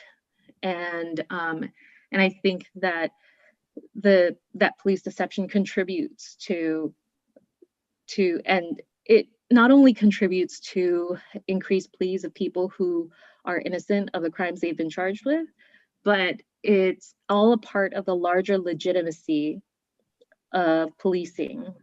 And we need to be able to believe police, because that it can be matters of public safety, it can be matters of life and death. And so the permission that the courts have given police to deceive the public and deceive defendants has seeped into the culture, in addition to having an implication on how justice is administered in the system. And so that's my long way of saying that I'd like to add police deception to the list. Yeah, that's very important and essential. And, you know, when we're looking at the impunity that they have and how they can lie and do all of these negative things with impunity without any ramifications, that's problematic. So how do we remove them under the cloak of immunity is very key. Thank you, Sarah, for that. Yes, and Billy had commented on the CCRB, and we do want that their powers to be strengthened. I would touch on the school safety movement, the movement of them out of NYPD that he mentioned. That was to salvage their funding. So you remove them under your umbrella, you have more money in your budget. You don't have to pay them. So that was just a little trick that they did, because we always didn't, like talk like I'm still on a job. We didn't have traffic originally, and we did not have school safety under us neither at one time. So, and that has stretched the for NYPD. I like what Billy said about appointing the police commissioner should be by city council and so forth. I think that's, and not the mayor, I think that's a good key point. And off subject, that should be for NYCHA too, because they, you know, the mayors point who they want to appoint. And with Sarah, you mentioned about the pleading out, and I agree with that. I know that people plead out in the lower court because the higher court, the sentencing is higher for the crime if they blow trial. So if you know you're guilty or if you're scared, most people do cop out at the lower court because it's less time that they should be receiving. So that's basically what I wanted to piggyback on. Thank you, Sarah and Billy. Barry, next. Good evening, Sandra and Sarah. I want to commend you for putting this thing so well together. Thank you very much. 300 pages, a lot of stuff to read, but I thank you for putting it in form that we could deal with. 2 comments. You mentioned the CCRB, and the plan now calls the police to be members of the CCRB. I also urge that the CCRB members be required to attend the New York City Police Department's Civilian Police Academy, so that at least get some sense of the training that the police go through. The CCRB, the Citizens Police Academy is only 13 weeks long. It's not nearly what as comprehensive as the Police Academy, but at least it gives them an idea of the structure. I think we might want to include that as our recommendation. Thank you very much. Yeah, that's a good recommendation because with the civilians, we also went through the police academy too, and we had law, police science, and social science. So we had some of what the recruits, the uniform recruits, would learn, but we weren't there that long. No, we probably did about 2 months or so. But yes, that's 2 months or 6 weeks. Can't think that far back in 1982, but thank you for that. That's a good suggestion. Next up, can you unmute Reverend Gregory Seal Livingston, please?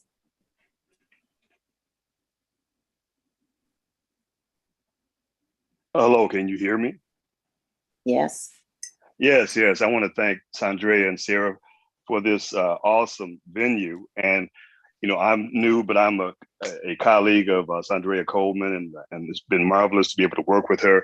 I'm originally from Chicago, Illinois, but I moved to New York City in 2019. New York is now my home, but I was involved in quite a few things in Chicago. You know, one of the things, and let me just be real brief, and I want to make my point. In Chicago, involved with, let's say, like one of the last big deals in terms of Laquan McDonald, who was shot 16 times by police officer Jason Van Dyke. And at that time, when Jason Van Dyke was convicted of Laquan's murder, it was the first time in Chicago history that a white police officer had been convicted of the murder of a Black person in the history of Chicago, Illinois. And so when Erica said that the police department is unreformable, I think that's a critical point. One reason, I want to just make this point real quick, part of that is because one of the big fights that we had in Chicago was with the police union. I remember being at the police union and the president of the Fraternal Order of Police and all these things. And if you look at this, that's one reason why in many major urban areas, the Black police officers will always form their own separate union because of the prejudice, the racism, the white supremacy that is part of the DNA of many of these police unions. To wit, let's take it back. You know, two quick pieces here, right? You know, I believe it was Einstein that said that problems cannot be solved in the same awareness in which they were created. And then second, there's a story about there were 2 young fish swimming in the ocean, and an old fish swims by them and says, "How's the water, boys?" And when he swims by, they look at each other and they say, "What's water?" You know, it's about awareness and what we consider to be normative. So when we spin this back, many of us think that policing is part of who America is. Some of us, as Sandra knows, are working on something called the 28th Amendment. because there is nothing about policing in the Constitution of the United States, nor in the Bill of Rights. Why? Because policing, professional policing as we know it, did not exist until around the 1930s. So that's like less than 100 years. But what we understand as policing in its other forms came out of slave catching. And if you watch the old Westerns, you will see things like a sheriff would have posses and this, that, and the other. But these were not professional police forces, just like you had volunteer firefighters.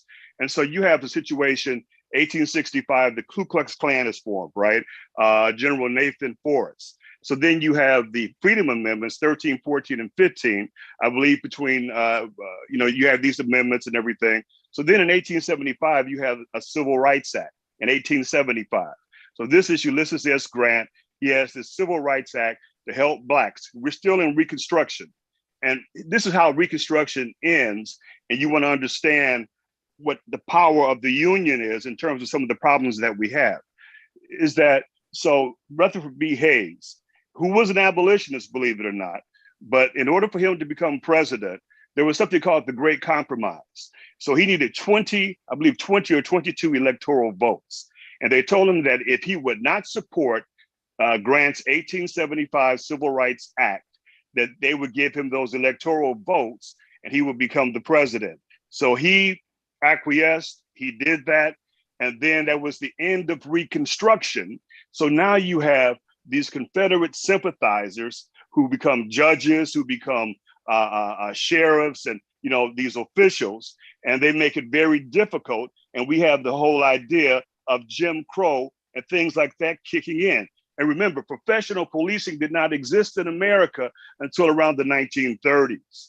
And so when we come and we understand that what we think has always been has not, and we need to understand and have an awareness about why it might be unreformable, because if we understand the awareness in which it was created, it's going to take a paradigm shift to do something otherwise. And one of the things I found out in my own battles in Chicago was that it's about the money. And so when you deal with the unions, we had almost like $1 billion in settlements in terms of police abuse cases and things like that. What has to happen, and this can be legislated, is that employees typically will only go as far as they know their managers will let them go. And so police officers are not concerned about city council. They're not concerned about the citizens, as long as they know their union will back them up. And so one of the ways that you really have to approach this, in my opinion, and the minutia is important, but this is more of a broadsword approach, if you will, is that make the unions start paying half of the settlements. Taxpayers basically foot the whole bill. When the union has to pay half of these settlements, I guarantee you things will change, because then all of a sudden, people that say that my union has me, because I saw that with Jason Van Dyke. We were threatened and intimidated by the union in Chicago when they hired Jason Van Dyke, the union did, while he was awaiting trial for the murder of Laquan McDonald. It was just brazen and bold-faced. And so just understanding who we are as Americans, understanding that there are realities that sometimes that we think it's always been that way and it hasn't. And even with that wonderful point about the decriminalization of poverty, see, poverty is a pathogen. Poverty malforms and deforms. And so many things that happen in impoverished and challenged communities, if you don't have the boots on the ground experience and don't understand what it means to be, harassed by the police. And I'm not anti-police, but I am a grown man, a Black man, who has been stopped, in my car by police officers on a major street in Chicago, Michigan Avenue, and had my pants pulled down and I'm buck naked below the waist. And many people, I haven't told people this, and they wanted to perform a cavity search on me. Here I am, right? And I'm a Black guy who supposedly checked off all the boxes, went to school, all these things and all that kind of stuff. And then I have to lay face first with my private parts on the street, right? And I was married at the time, and people would say to me, what did your wife say when I got out of jail? Because I didn't stay in jail all night. I said, I didn't say anything. I said, because I was humiliated. I was ashamed. I felt, yes, emasculated. And if you And what it made me realize, even then, as a guy that went to school and everything else, that many of my brothers and sisters who have more, what we might call an impoverished state or statuses, how do they deal with all this? Because it isn't just law, it is also emotion. And so these things come together, right? And they collide. And it goes back to slave catching and all these things, you know, America's greatest sin, as has been said. And I think it's so important that we understand that in order to really have any kind of real impact, it's going to have to hit the cops, the police department's pockets. And their pocket is their police union. I guarantee you, you start pushing legislation to make the union pay half of these settlements, you will have a fight on your hands like you've never, ever seen. And there will be lobbying and craziness because, again, I have to agree with Erica. Until we get to the real source of the matter here, it's unreformable. All we're doing is putting a bandage on cancer, and that just isn't going to work. Thank you. Thank you so much, Reverend Livingston, for your comments and your commentary. He's a civil rights advocate also. So y'all, I got to meet him today. Yes, and I know and others know the police union is not representative of all members of service. That's why the 100 Black in Law Enforcement was formed. Eric Adams was once the president of it when he was on the job working. I think he was a lieutenant at that time. And then the police have different fraternal organizations. The Guardians organization, which was founded in 1943, represents African-American members of service, civilian, as well as uniform. So I just wanted to share that a little bit. Next up is Erica again. Sandria, thank you so much for inviting me back in. And I agree with what you said before, but given my experience and what I've seen firsthand in the courtrooms, from the police, from the judges, I fully do feel that we need to find a way to defund the police as it stands now and shift funding away outside of the police for social workers, for mental health support, for beds so that people can get the help that they need. I saw what bail reform did. I was in the courtrooms the first 3 months in Manhattan in the evening in arraignments. I saw the positive impact that it was happening. And not only did Cuomo capitulate to the lobbyists and to Shea and to his wealthy contributors to roll back bail reform, they've become even more punitive, giving the judges even more power to be harder on people. They've given the DAs the power to hold people pre-trial on Rikers. And in terms of lying, cops lie on the stand all the time, and the judges know that they're doing it, which makes it even worse. So the last year since the pandemic happened, we shifted from court watching in person to using web crims and skimming the data from there to keep up with the analysis. And the data that we have on how the NYPD negatively impacts Black, brown, and poor people in our city is beyond an atrocity. This is stuff that you all who are on this call, for the most part, do not see on a daily basis. I'm looking at these raw numbers that we're pulling together in reports. And when I say I don't think that this current police department is reformable, I am saying this based on data that I have seen.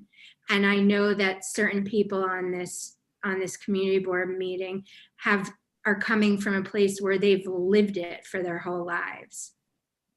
I truly, truly believe that, and it's taken me actually a while to get here, but I truly believe the way other cities have started to move towards it, our police force, first of all, it's the largest police force in the world. which to Lori's point is ridiculous, that we have 38,000 cops for the city.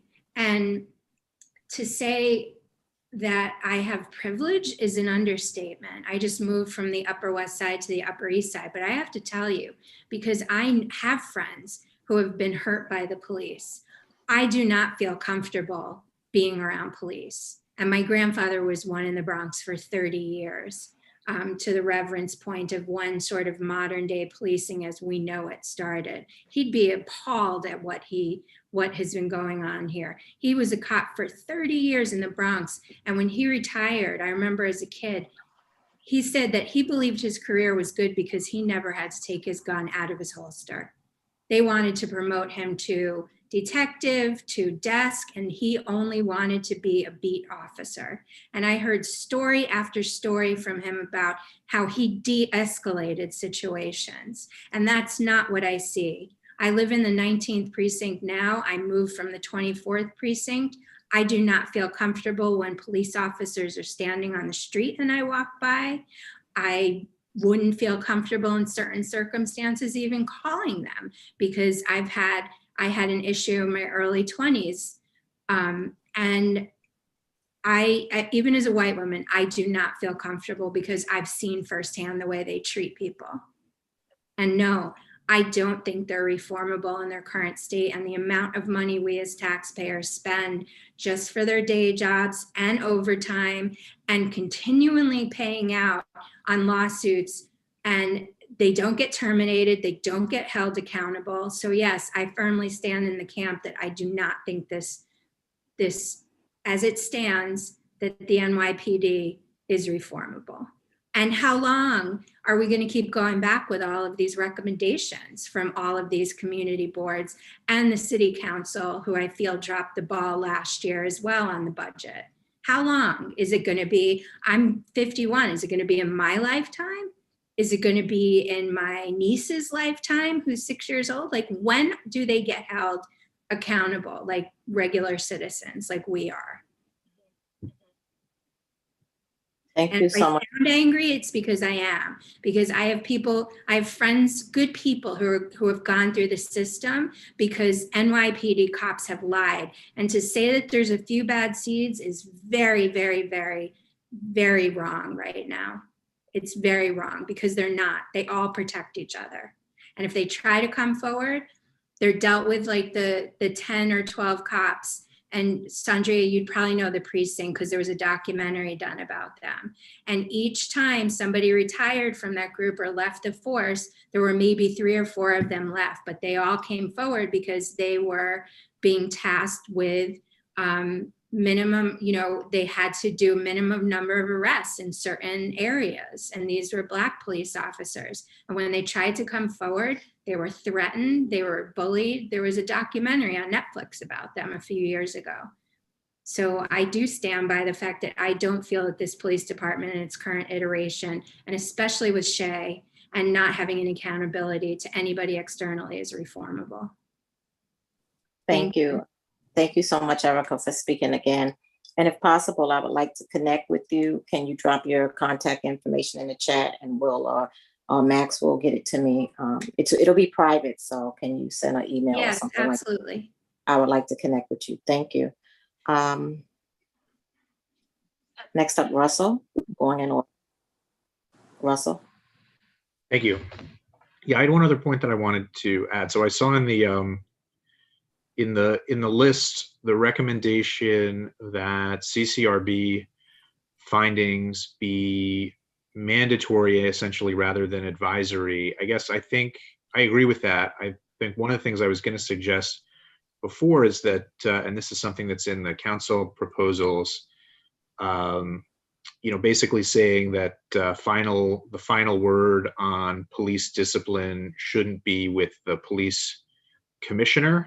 And I think that's a recommendation that we should make. And it seems, I guess my question really is just, is that the same thing as saying that CCRB decisions need to be binding rather than recommendations, or do we have to sort of further specify that? And if we do, I would suggest that we do. But if that's essentially what what it means to say that the decisions would be binding, then, you know, we can just leave it as is. But that is a point that I wanted to put out there.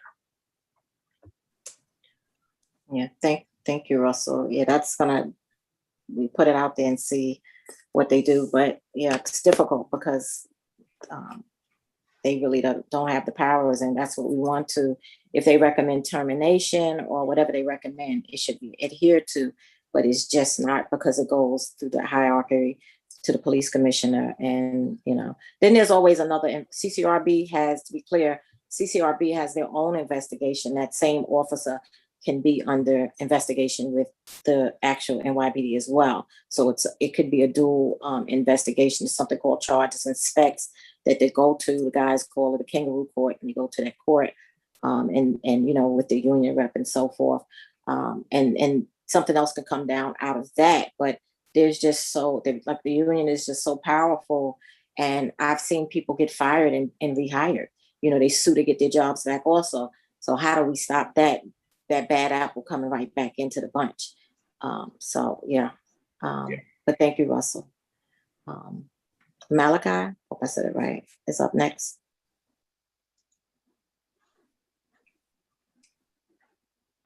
Can you hear me? Can you guys hear me? Yes. My voice, excuse me, my voice is so hoarse because I've been yelling and protesting about a lot of things. I sent community board a video of me being attacked, but it's a long story, guys. I'm all over social media for all good reasons, and I've been ignored in a lot of stuff.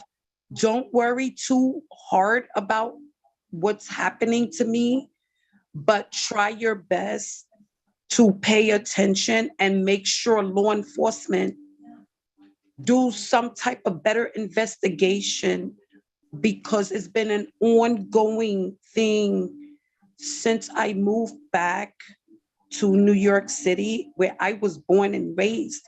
But that's a longer story, guys. I just wanted to make some really quick points tonight, being that you guys speaking about social justice.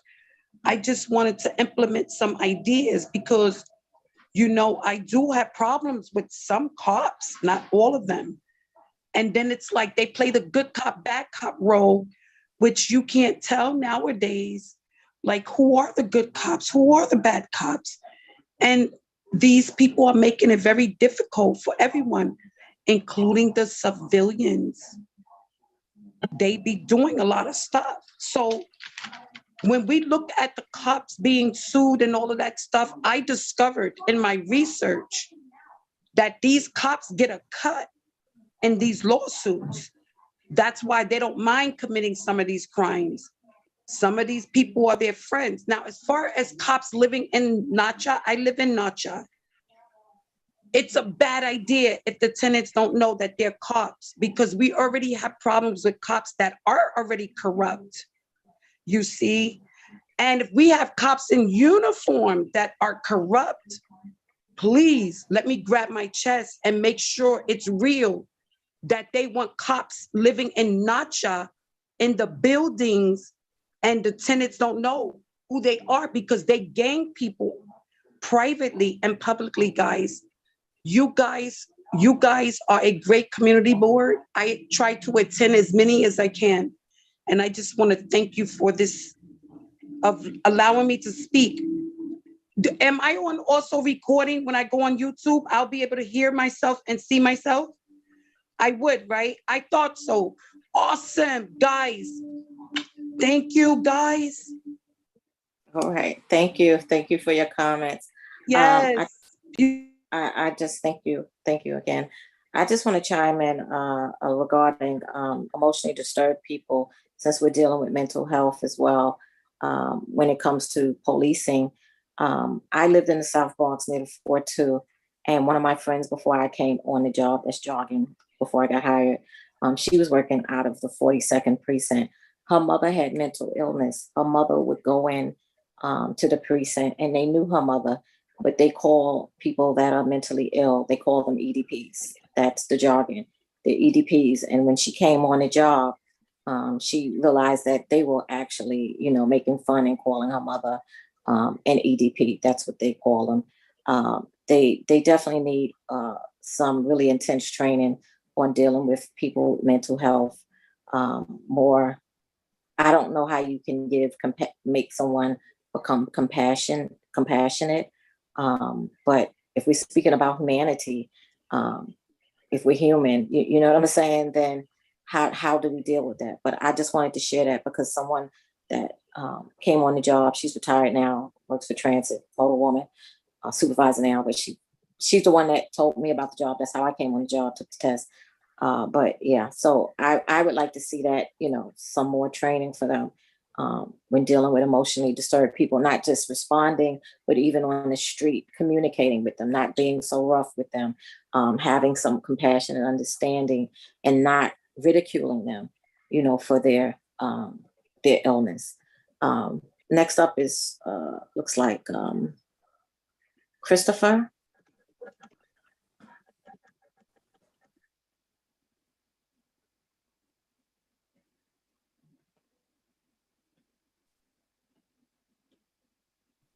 Go ahead, Christopher.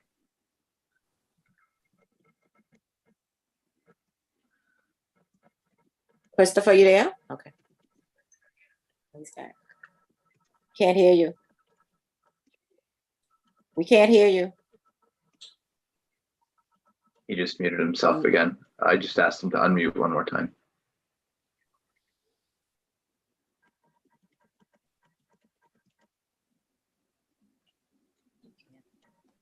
We can't hear you. He muted himself again. Maybe we can go to Wendy and then yes. come back to We'll Chris. come back to you, Chris. Thank you, Max. Wendy? Sure. Are you able to hear me? Yes. Okay, excellent. First, I really wanted to thank both of you, Sandra and Sarah, for putting together a very meaningful body of work here and a very thoughtful proposal. And Sandra, also for your work on the police force. I'm jumping back to an early part of the presentation for the ABLE program, the Active Bystandership in Law Enforcement, because I really would love to have some more clarification. And I wanted to also second the points of Jordan, Russell, and Peter in looking at metrics and accountability, where it gets reported, and who gets to decide what happens as a result of the metrics. But this is a proposal that is based on a Georgetown Law School program, and it has as its hallmarks a culture of duty to intervene and training officers to hold one another accountable. And I'm interested to know, a culture of duty to intervene, is that to intervene with the public, or is it to intervene in terms of wrongdoing of fellow officers? Because that would logically connect up with the next point of training officers on how to hold one another accountable. I think that second point is very tricky, because I think that there is a culture of thinking that it's kind of like in the military, you have each other's backs, right or wrong, and you'll settle it out later. So again, I think I'd love to know about the metrics of how that works, where it gets reported, if there is a dashboard of some kind conceptually, and how that would work. I'm eager to know. Thank you, guys. Would you be able to pick that up from the slide, Sarah? Yes. Hold on, let me shut off my video. And then depending on if folks have more comments, as I was thinking of offering a resolution, but I will wait on that discussion. Yeah, okay. All right. So this is not the full accounting of the notes that I've kept from everyone's suggestions. Which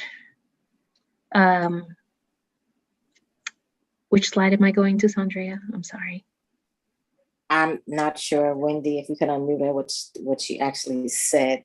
Where was that? I think she said beginning. Sure. There you are, Wendy. Go ahead. Which topic was it, Wendy? It's when Sarah spoke the first time. It was the ABLE program, ABLE. Oh yes. Okay. Let me find that. Does that help? Yes, here it is. Awesome.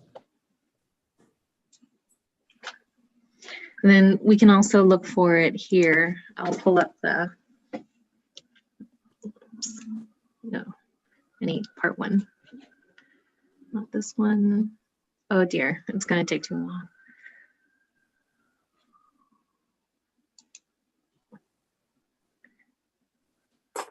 long.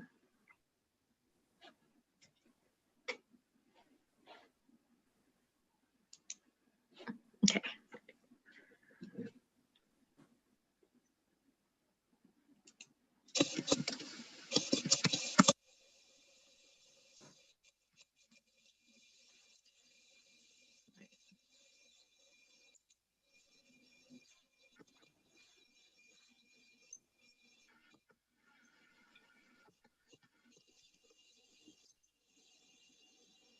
Sorry, I can't get to this tab when this thing's dropped down. There it is. A culture of duty to intervene, training officers on how to hold one another accountable. ABLE provides practical strategies to promote health and wellness. The NYPD plans to train all its officers by the end of 2021. Progress toward building community trust and relationships and intervening when an officer witnesses misconduct, for instance, need to be reinforced. Okay. Thank you. I hope that helps a little bit what Wendy was asking. I don't know if policy has changed, but when I was on the job, officers could not arrest one another. IAB makes the arrest. And there was a time that there was actually a mole or IAB person put in every command. I don't know if that still exists. Yeah, but that would be good if they would be more accountable and hold each other, be able to hold each other accountable. But that would be a culture shift, definitely. It would have to be a culture shift because that's embedded in them, some of them, to look away or to join, the behavior. I think Christopher Regan. Again, go ahead, Chris. Hi, can you guys hear me this time? Yes. Awesome. All right. Sorry about the technical difficulties before.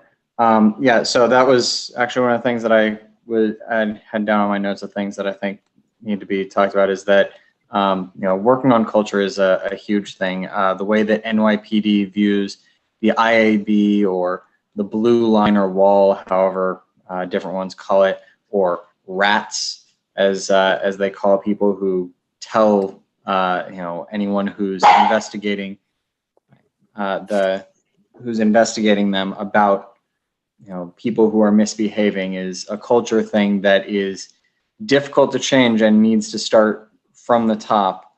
But there's things that can be done, whether it's having people work with IAB or having whether not by choice, have people rotate through and work with IAB, or have to look at other cops and realize that they can also be bad guys as well. Yeah, I support. I can't remember the name of the gentleman who was talking about having unions pay part of settlements. I think that would be a massively great change, but I don't think that's something that is possible until the next union contract comes up for negotiation. So it's something that we may want to think about, but look at when that time comes up. It may not be something that's possible to deal with now. And then the other thing that I wanted to mention is there was a woman before who was talking about all the data that's being collected, and that's something else that really needs to be looked at. Is NYPD allocates their resources based on a lot of data-driven analytics these days, and the way that they come about those data-driven analytics is something that really needs to be looked into, because a lot of it is based off of where crime is happening. Well, crime happens a lot of the time without police knowing about it. police know about certain kinds of crimes that get reported and where there are arrests. And more arrests happen in communities with lower income or people of color living in them. And a lot of that is because that is where police are. And so it becomes a vicious cycle that just because police happen to be there, they make more arrests. And so they treat those as high crime areas and then allocate more police there, which then leads to more arrests, whether they are valid or not, in those areas. And that cycle is made more vicious by the analytical research that they're doing. So that's something that having outside people looking into would assist in a lot of these issues. So just another thing for oversight. So thank you. That's it for my comments. Thank you for your comments. I would say in my past tenure with NYPD dealing with IB, they do randomly send uniform MOS to work in IB, and they would have to stay there, remain there for 2 years before transferring.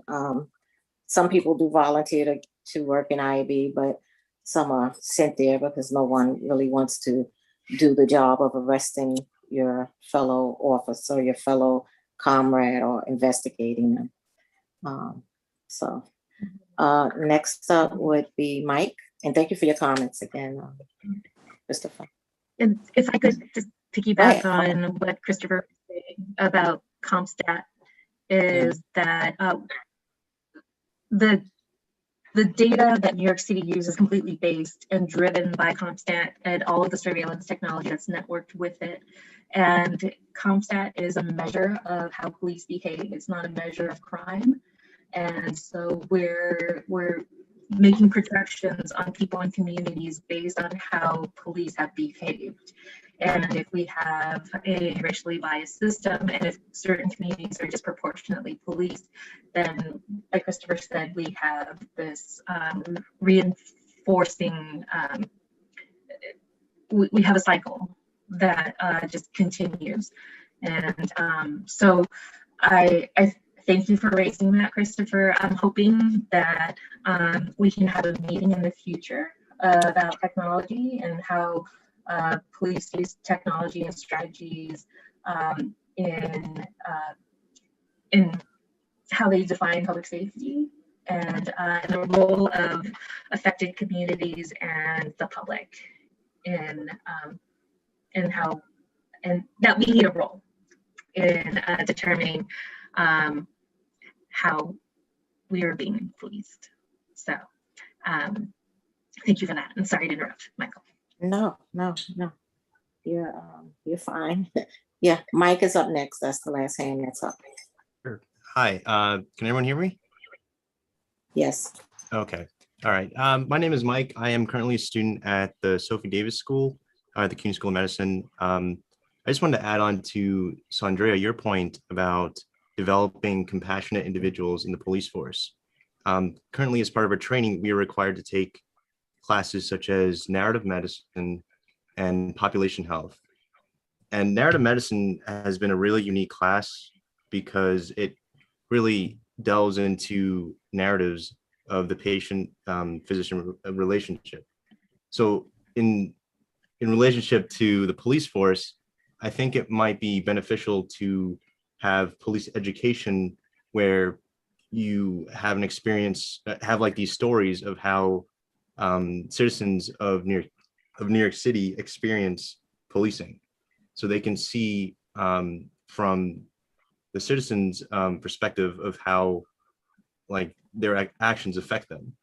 So with narrative medicine, we've learned a lot about stigma, structural racism, and intersectionality.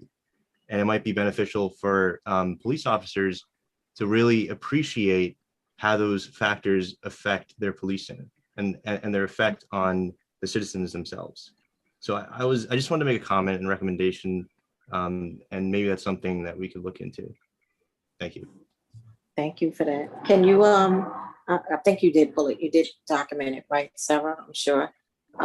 Could you put something in the chat, managers, for us to be able to get in contact, like to help condense it into what we're proposing, if possible, like who they can contact for this training. Yeah, sure. And NYPD officers are constantly trained. They're one of the best trained forces in the literally like the world. They go out of the country to even train all over. So that they're trained, but there's still some issues with them regarding, there's different types of training, I would say.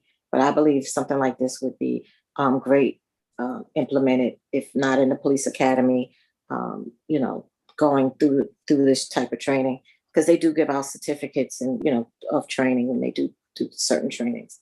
So I think that would be good, and hopefully we can work on the psyche and see some betterment in policing. Sarah, you want to take over as no more hands? Okay.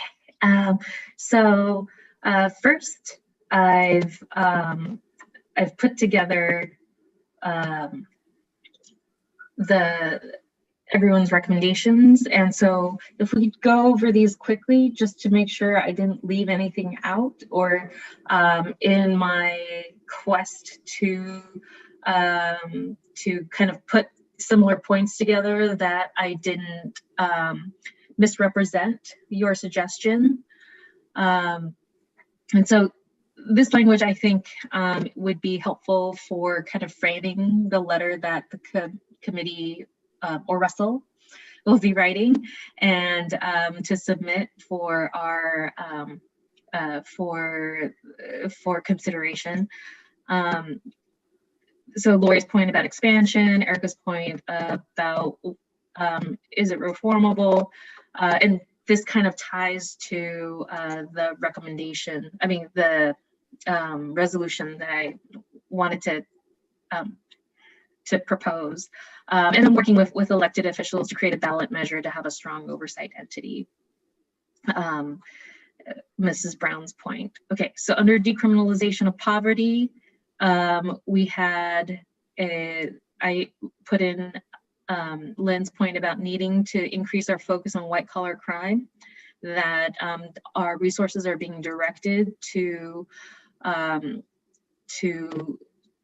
for lack of a better word, street crime, and that has had a disproportionate effect on New Yorkers.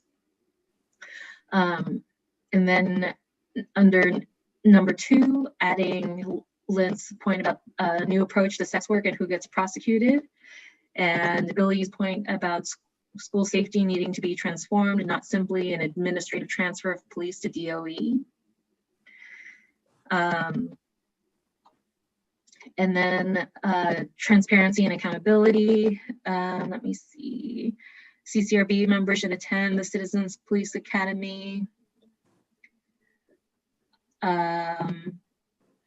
Make unions pay half of police misconduct settlements. Establish a public reporting mechanism. Monitoring and enforcement of each recommendation in the plan. So here we get into Jordan and other folks' recommendations. Commission to oversee the plan implementation, populated by members of the public and expertise working with unions, creating metrics and timeframes.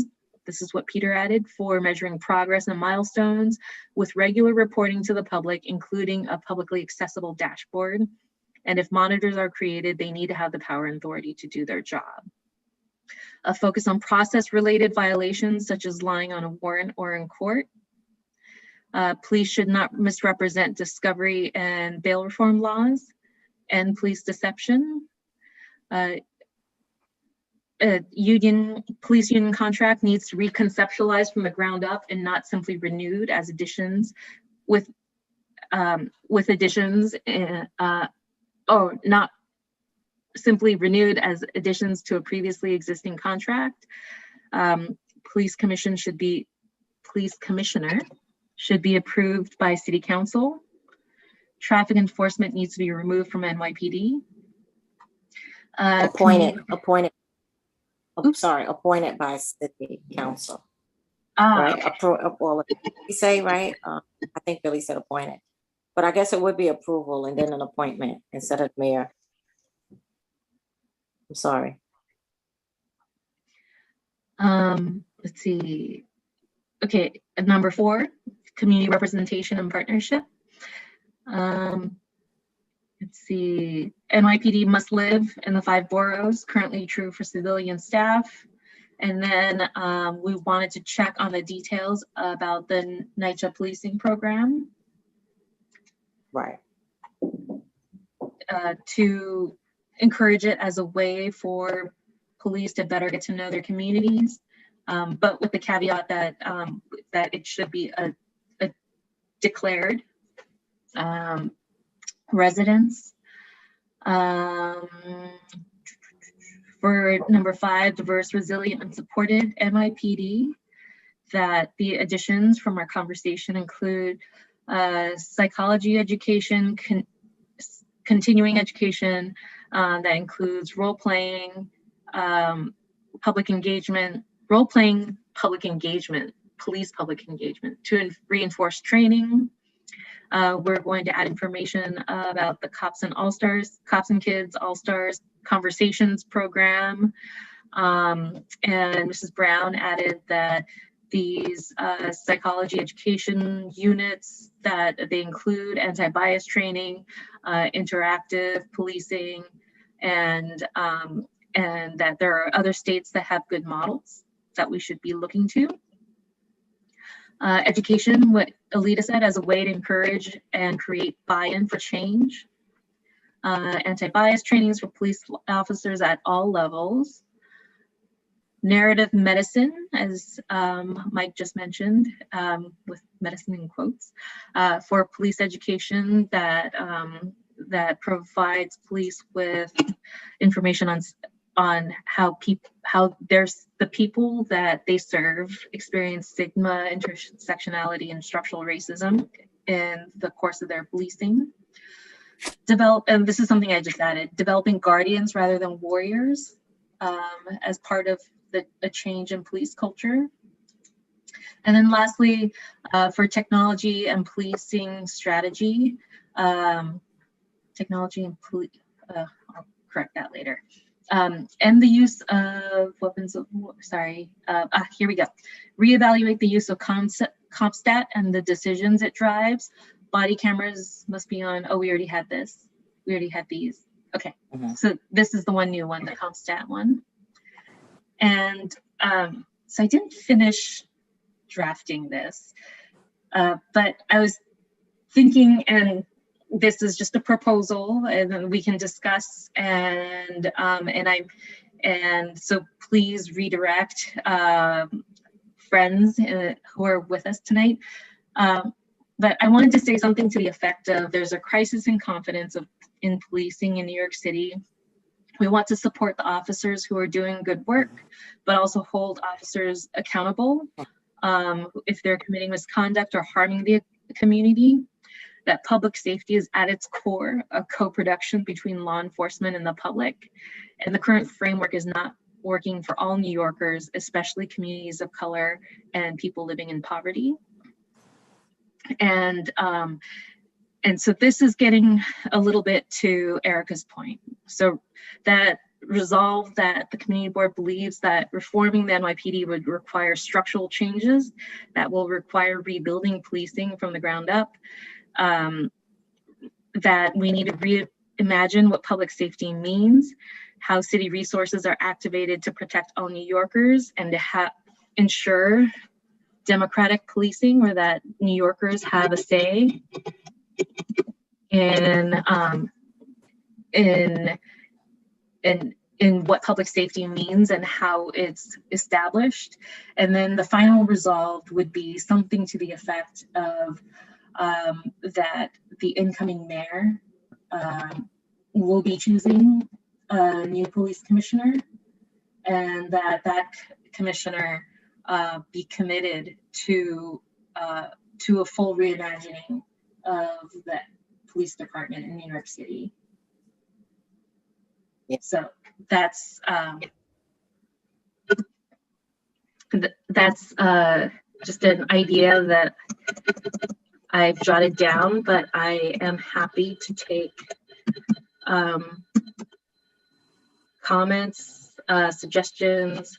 Right. If folks think that we need this, we don't need this. Instead of choosing, I would put appointing. I mean, this is somewhat same, but they actually appoint, the mayor would appoint the police commissioner. So we don't, want to change in the appointment being done by, I guess, city council. Can I go to the hands? Is that okay? We have two up, Billy and Russell. Is that okay? Yeah. Great, Billy? great, thank you. Mhm. Yeah, I was just going to briefly say that the idea would be for the mayor to make the nomination and the city council to confirm. So forgive me, I've lost the thread a bit on where we are. Oh, I see. Yeah, so the mayor makes the appointment, but the city council confirms, and the big change is that confirmation process. Okay. So mayor suggests goes to the council and then it's appointed still by the mayor, correct? Yeah. After they approve. Okay. Thank you, Billy. In here somewhere. Ah, there it is. Should be. It's like it's choose, approve, appoint. Mayor and approved by city council. Well, mayor would choose. Nominated. Mayor would choose, I guess. Then it'll go to the city council for approval, and then the mayor will appoint. So if city council, go through it. It's like a confirmation process. So yeah. Right.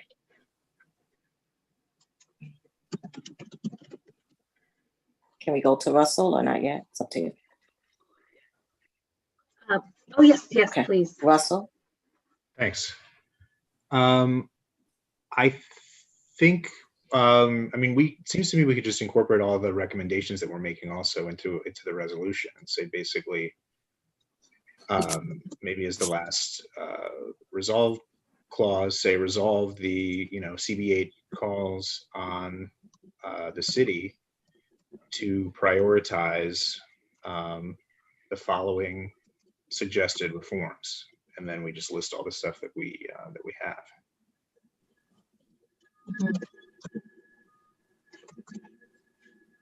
Okay, great.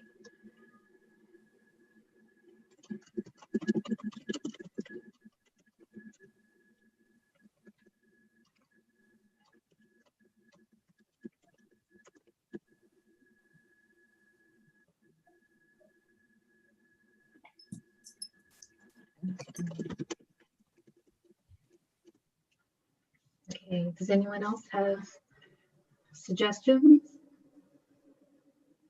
for how to word this? Hands. Or no hands?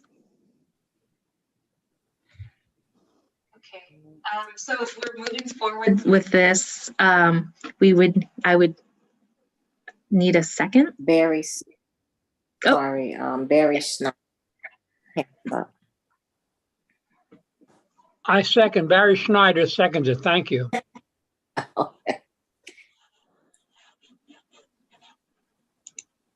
Thank you, Barry.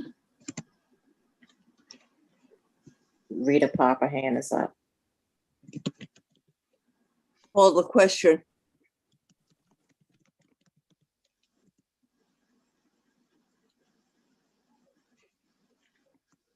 Okay. And Max, do we do this by roll call or do we do this? Sure. So, so I do have to, not yet, but shortly, I do have to read everyone, all board members.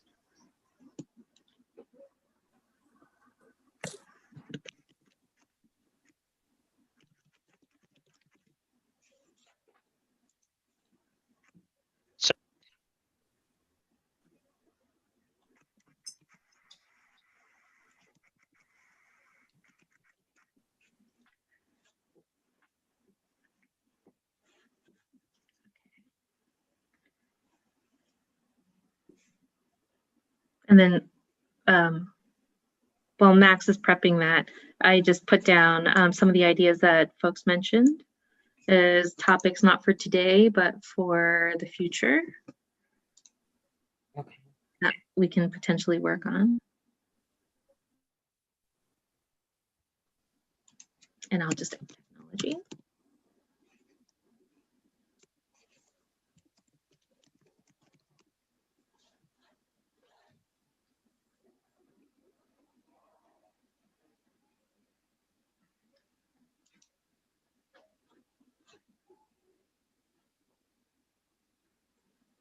Okay. Max, do you need to share a thingy? No, not for this. But so everyone that is voting no or voting not voting for cause or abstaining should raise them.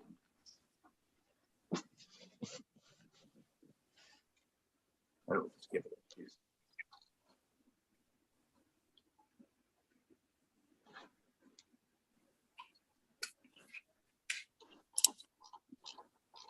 Okay, it looks like no one is raising their hand for that.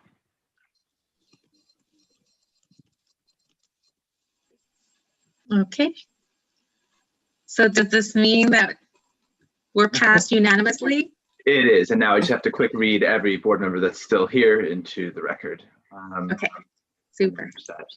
So we have Russell, Barry, Billy, Mrs. Brown, Sarah, Sondrea, Lynn, Lori, Rita, Peter, Alita, Brian, and I think that's it. I see Will looking too. So if Will, did you catch someone I've missed? And our public member, Wendy. Yes, and Right, Wendy but as she- well.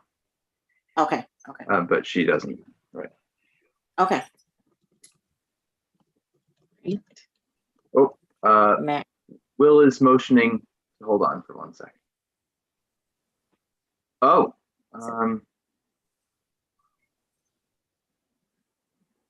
yes. So yes, and Wendy and Takako. Yes, thank you. Sorry, I'm sorry I missed you. Yeah, she goes in a separate, right? Separate, okay.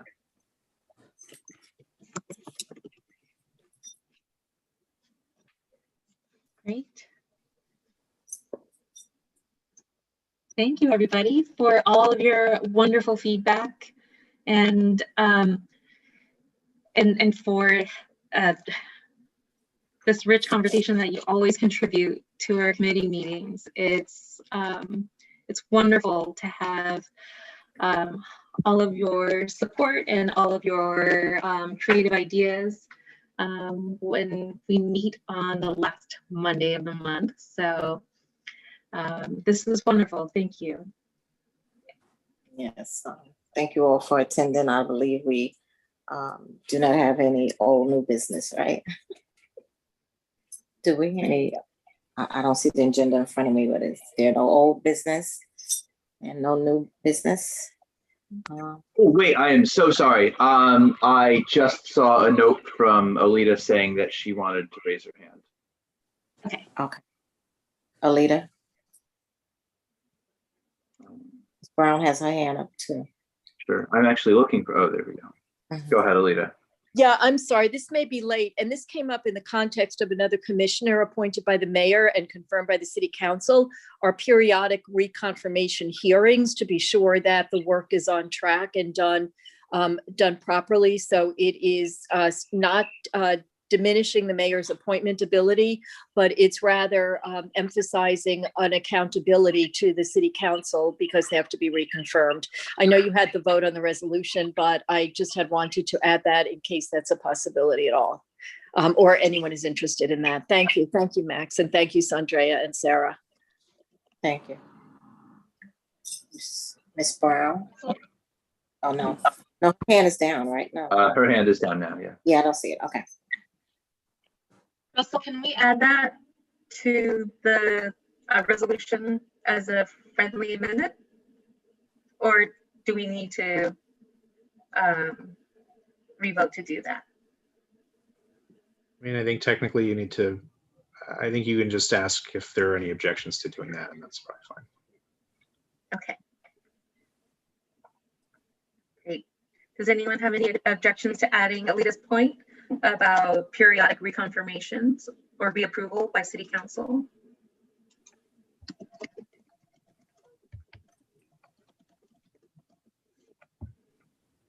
Seeing none. Okay, great. And now, so this resolution will be presented at the April board meeting, which will be after the April 1st deadline. But the committee, the information coming out of this committee, the recommendations will be sent in a letter to the mayor's office. And Russell, do you write that? Yeah, I can write it. Awesome. And super. All right. Great. So thank you everybody for your feedback, and I'm gonna throw it on over to Andrea. Thank you all for coming and participating. This was a robust meeting, great conversation, and great input. And it's good to hear everyone just give their input. So once again, thank you for attending the Social Justice Committee meeting and helping with us to craft this resolution. Someone call to adjourn the meeting. That's me, Barry, seconded. All right. Okay, good night. Good night, all. Good night. Thanks, Thank you. Sarah, and everyone else. Thanks, everybody.